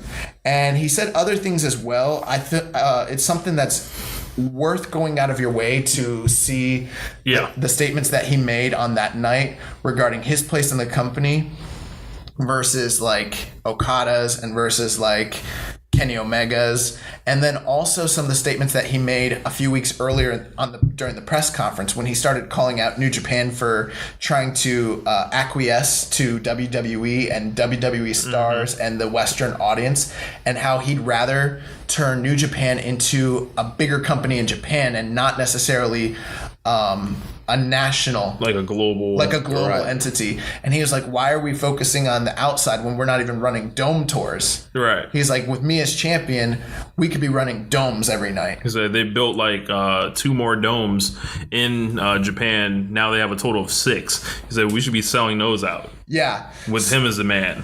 And it's interesting when you think about Okada's last 2 title defenses at Wrestle Kingdom. So you have him against Kenny, and we've talked about this. You wrote that article, The World Championship of Each Other, where you have Kenny, who is this guy who could be the face of the company to the outside world. Well, then he lost to Okada, and then now the next year you had Okada going up against a guy who could be the top national star if given the chance. So there's like a dichotomy between Kenny and Naito, with Okada right there in the middle. Yep. As being like their mainstream baby face, like he's the guy. So it's very, very interesting there. There's kind of like some Triple H, Rock, Austin vibes there. Yeah. Like, while Rock and Triple H, I argue, is a better rivalry than Austin and Rock. Like, just because of the hatred and the similar levels that they graduated to. While Austin was always the man, there was always that internal struggle, like, between, do you go with this wrestling guy like Naito, who's like, or do you go with Kenny Omega, who would be like the Rock role in essence with this? Like, that's not a bad place to be in. Yeah. WWE's like boom period is when they were in that exact same predicament. Right. Yeah. So I mean, this is a company knows how to make stars. Yeah. Also, speaking about Naito and Tokyo Sports, I don't know if you guys saw this recently. Oh, about them, Naito and Sonata went to dinner with Tokyo Sports. Yes, I heard about this. And they were like, can you give us a second? Like, we need to have a conversation. Yeah, they acted like things were getting heated because they were talking about the IWGP Championship and a title shot, things like that. And then Tokyo Sports come back to the table and they were gone. They were gone. Got stuck with the bill. Ungovernable, baby. Although I'm sure Tokyo Sports is going to pay for the dinner bill, but it's kind of like, it's a funny story. Like, yeah, these guys like, hey, can you excuse us? We got to talk privately. They come back. Dudes are gone. Yes. Here's the bill. Come again. See you next time. Hollow. So that was pretty funny. Also, I thought it was worth mentioning, in the interviews that Sonata has been doing, he said that he would have challenged for the IWGP Championship even if Naito had won it. So he's on that Jay White. Yeah, I think the wheels are turning in the landscape of New Japan. And I feel like it has to at this point, because the last 3 years have taught us like a certain pattern, right? Yeah. And this would be the perfect time, since they've peaked. I don't know if they peaked last year. They might have, right? Like, as far as like critical acclaim and everything you're doing with booking and everything like that, now's the time where you have that insurance built. Mm-hmm. If you want to try to, swap up your storytelling, this is the time, not when, you're in a struggle or anything. Yeah. Yeah, you're absolutely right. Those are great points. Let's just see what happens. I think they're going to keep going and keep having, a banner year. Have dudes run it with their own stable mates. We have the latest details that have come out about the Ring of Honor Club. Did you hear about that, Rich? I didn't know. So Ring of Honor, who's been behind the ball when it comes to streaming, is actually going to be releasing their own streaming service. I did hear about the Honor Club, Yeah. So we talked about it last week. The final details have kind of come out. So what it's going to be is it's going to be $9.99 a month. And for $9.99 a month, you get essentially access to their library, access to stuff on delay, and then if they do pay-per-views and shows and things like that, you'll get those for half off, basically. Right, but if you pay a year up front, you get the pay-per-views for free. No, if you pay for the year up front at a discounted rate, you get the same deal. Mm-hmm. If you pay for a year up front at an increased price, I think it's like $150. We'll have to look up the prices, but it's more. You have to pay more, but if you pay more for the increased price, so you go into the premium tier, then you get all the pay-per-views free plus everything else. So it's kind of smart. Instead of doing the WWE method where it's just $9.99 a month and you get everything, it's like, hey, for $9.99 a month you get this, and if you're willing to pay more and you pay for it up front, then you get all of it. So they're kind of trying to hook people in by saying you can't just cancel a month in because you paid. It's like, no, you have to pay for all of it up front. It's a little bit extra, but hey, if you do it, you get everything. Yeah, and this past Friday night, it looked like they were testing out the streaming. They had a free streaming pay-per-view on Ring of Honor Reigns Supreme. You watched that? Yeah, and there was a lot of Bullet Club presence on that. You had the team of Cody, Marty Scurll, and Hangman Page against the Kingdom, because Cody and Matt Taven have been feuding, and they actually lost that match with Matt Taven stealing the ring and knocking Cody out. And also the main event of the show was the Young Bucks against Best Friends. Young Bucks got the win. How was the streaming? It was good. I had no problem. I watched it on Fight TV and streamed it to my Xbox. I'm very much considering paying for this subscription. If I get all the pay-per-views for free for the whole year, why not just do it? What about the archive? That's my one concern. Because that might get me to pay. We don't know yet, because right now they do have they got to convert all that shit probably, huh? Well, no, they've already got stuff online. Well, they have said that you're going to get every TV episode that they've ever done from the whole archive. Mm-hmm. But online, for what they already have, if you go to their pay-per-view section, they have some of the old stuff, but a lot of it is missing. A lot of it. And I don't know if they're going to have it all available at once or if it's going to be uploaded slowly. It is one of those things where I'm like, dang, if I can't watch Punk and Joe trilogy, I don't know if this is worth it to me, or if I can't watch all the Bryan Danielson matches, I don't know. Nigel McGuinness matches, Tyler Black. I think that's a main draw personally. That's what I want. Yeah. So as successful as Ring of Honor is right now, but just seeing all the guys they've had, and throughout this last decade, Ring of Honor was the spot where it all started for a lot of these dudes. It's very hard to get online and find that stuff on the quote unquote illegal means. They've done a great job locking that stuff down. I'm not advocating for that, but just even on YouTube, things like that, it's hard to find. Yeah. So if I could pay just a one-time yearly fee and get all of it, I'd probably watch that, but. Yeah. If it's not there, I don't know if it's worth it. So we'll see. Just kind of winding down. The rest of these are just kind of quick little tidbits of news that are coming up. So we've got Minoru Suzuki. He's returning to Europe. He's going to be coming back to Rev Pro to defend the tag team titles in May. I think that's going to be on the same set of shows where we've got Ishii versus Keith Lee rematch, which is going to be awesome. He's also going to be doing a tour in Dublin at Over the Top. Shout out to Ricky and Clive. Hopefully you guys get to see that show. I don't know all the details. I know that the live shows I think are already sold out, but as far as like the streaming and all that, we'll see. They're probably going to be announcing more dates. So Suzuki's going to be returning there. We talked about last week, Bushimo is searching for, that they're creating a mobile game for New Japan. They did in the media this past week say that they are actively searching for a mobile game partner to help them to develop this game, which is set to come out on January 4th, the same day as the Tokyo Dome show in 2020. So, Jeremy, you said that you thought you saw some screenshots. Yeah, I think it might have been from one of the old games. It's the previous game, yeah, because they haven't even started development yet. So, who knows? If you are a mobile game developer, I don't know. Reach out to Bushimo. I don't know how you would do that, but they're looking for a game partner. Get on Twitter. That's usually the best place. Also, the latest Royal Rumble winner for the men's Royal Rumble, Shinsuke Nakamura. The King of Bravo. He had a 2-volume autobiography that came out in Japan in Japanese, which the English publisher Viz Media is going to be releasing this. It's called King of Strong Style 1980 to 2014. They're going to be releasing it as a single volume English autobiography for Shinsuke Nakamura. That's going to be dropping here in America this summer. So I'm very much looking forward. It covers his entire career up to Wrestle Kingdom 9 when he wrestled Kota Ibushi. So that is going to be an awesome read. I've heard nothing but good things about it. So very exciting that that's coming out for New Japan fans who are big, who doesn't like Nakamura? Pretty Weirdos. Much, yeah, weirdos. Also, for those of you that remember earlier this past year, Tanahashi cut his hair for a movie role.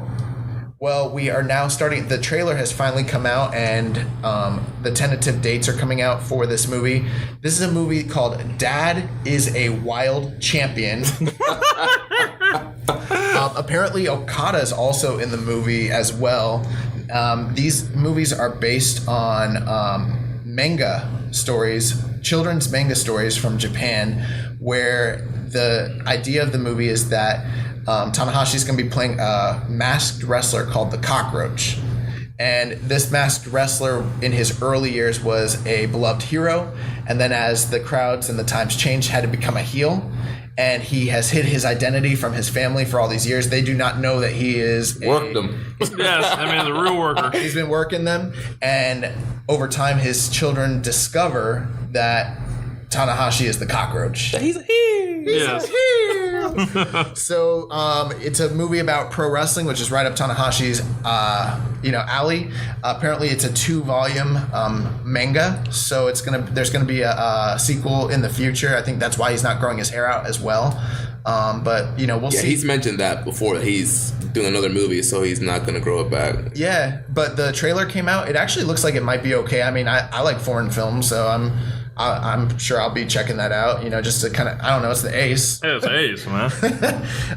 What's up, Ace? Also, New Japan Shop just released that they're coming out with Greatest Music Volume 6. Yeah. So it actually looks kind of cool. Like a lot of the, they're going to have Kazuchika Okada's Big Fight, Rainmaker music, so the ones that he comes out to for Wrestle Kingdom. They got the new Roppongi 3K music, the new Jay White music, and so we might actually get that just so we can upload some of that stuff to the show a little bit easier, which would kind of be cool. But that's going on sale shortly here. Also, last couple things.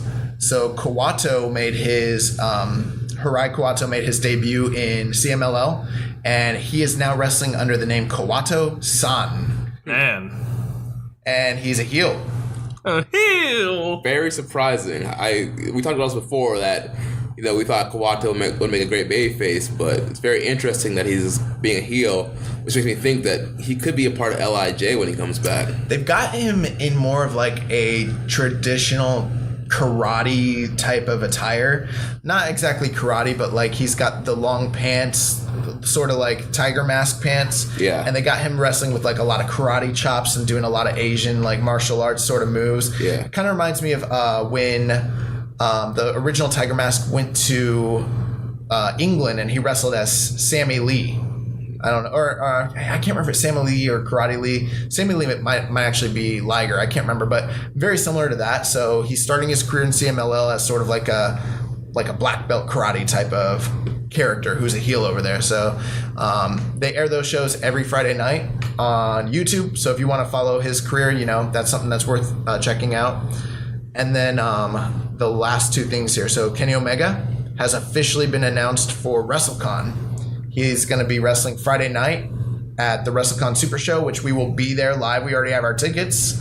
So we're going to get to see him twice that weekend. If you're going to WrestleMania and you haven't gotten tickets to WrestleCon, you might want to get those now. It's probably going to sell out shortly. Right. You might as well get your Super Card of Honor tickets too. That Kenny Cody match announced.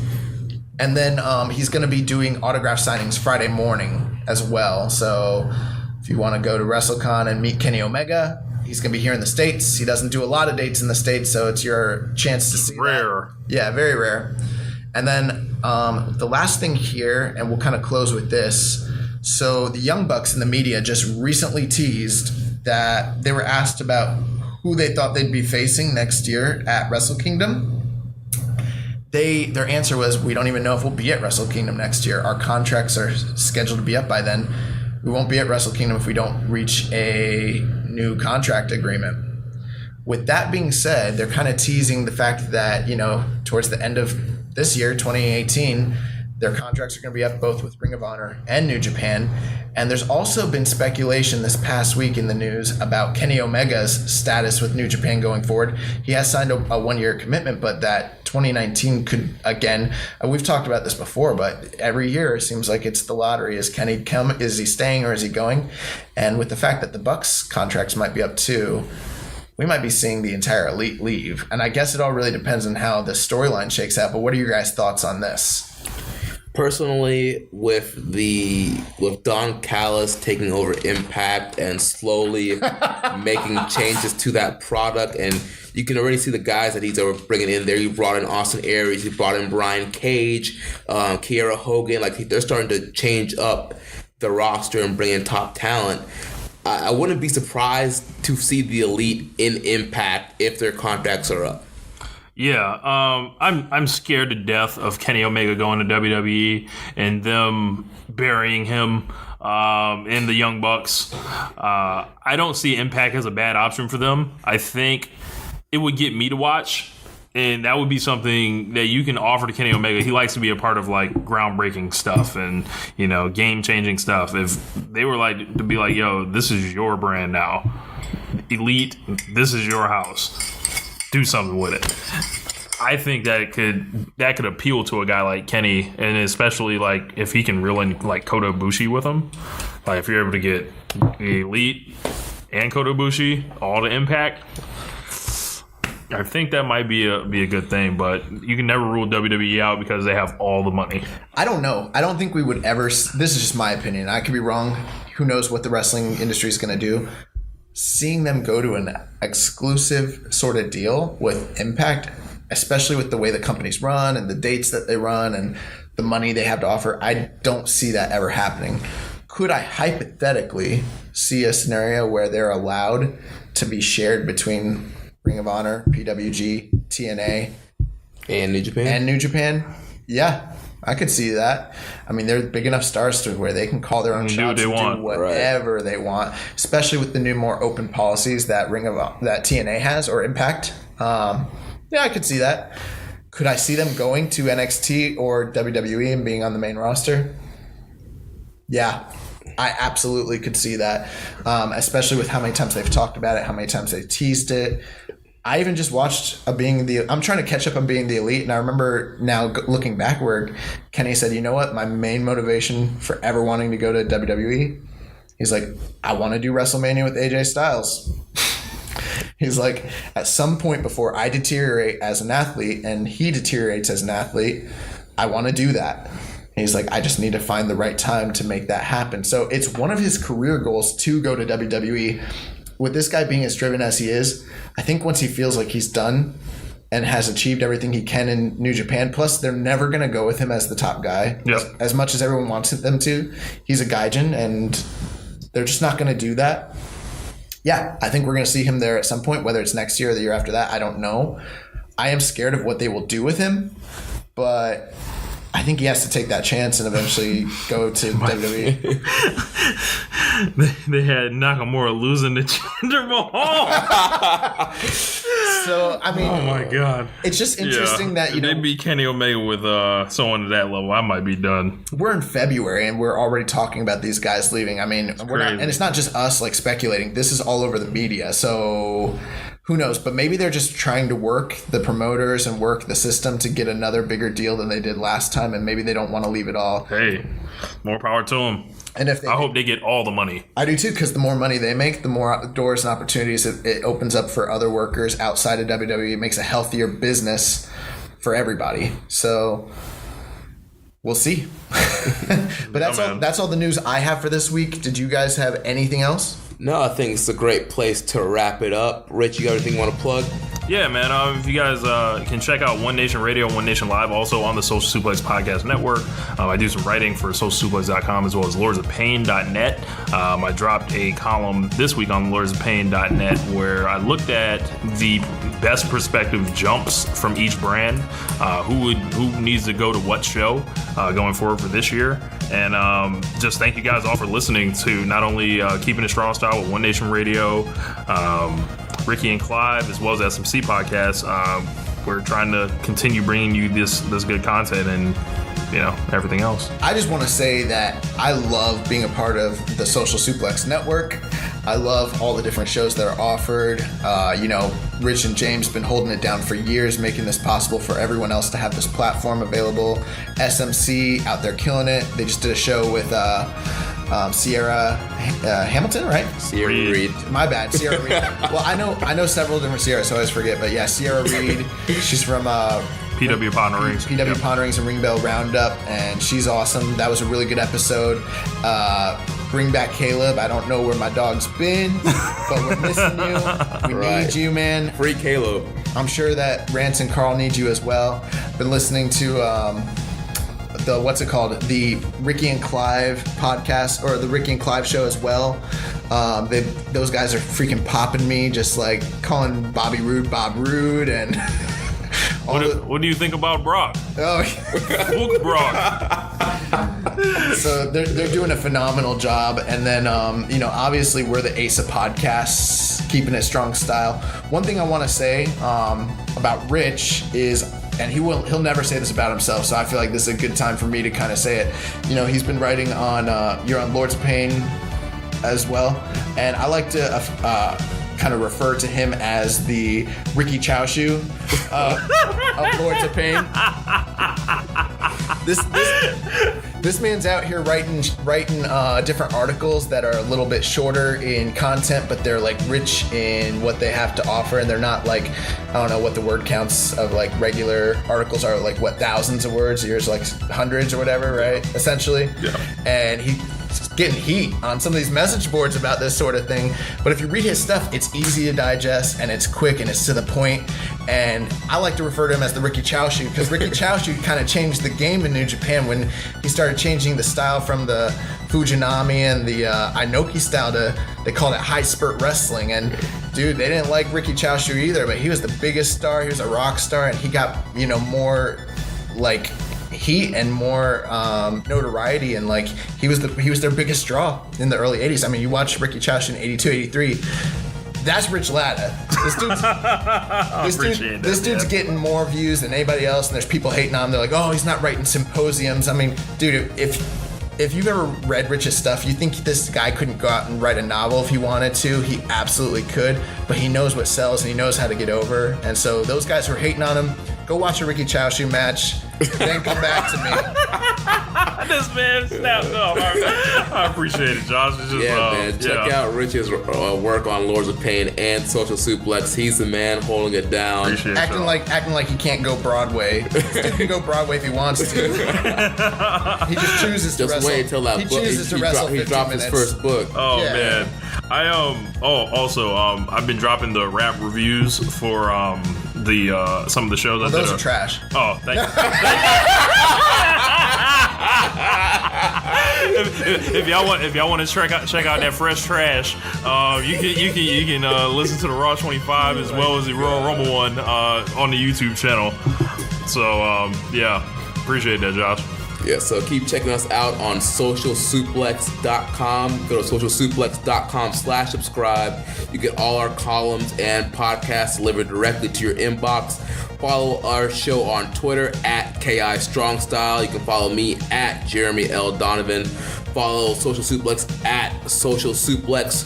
Join us in the Facebook group, The Wrestling Squared Circle, facebook.com/group/The Wrestling Squared Circle. And until next time, goodbye and good night. Bang! Bang.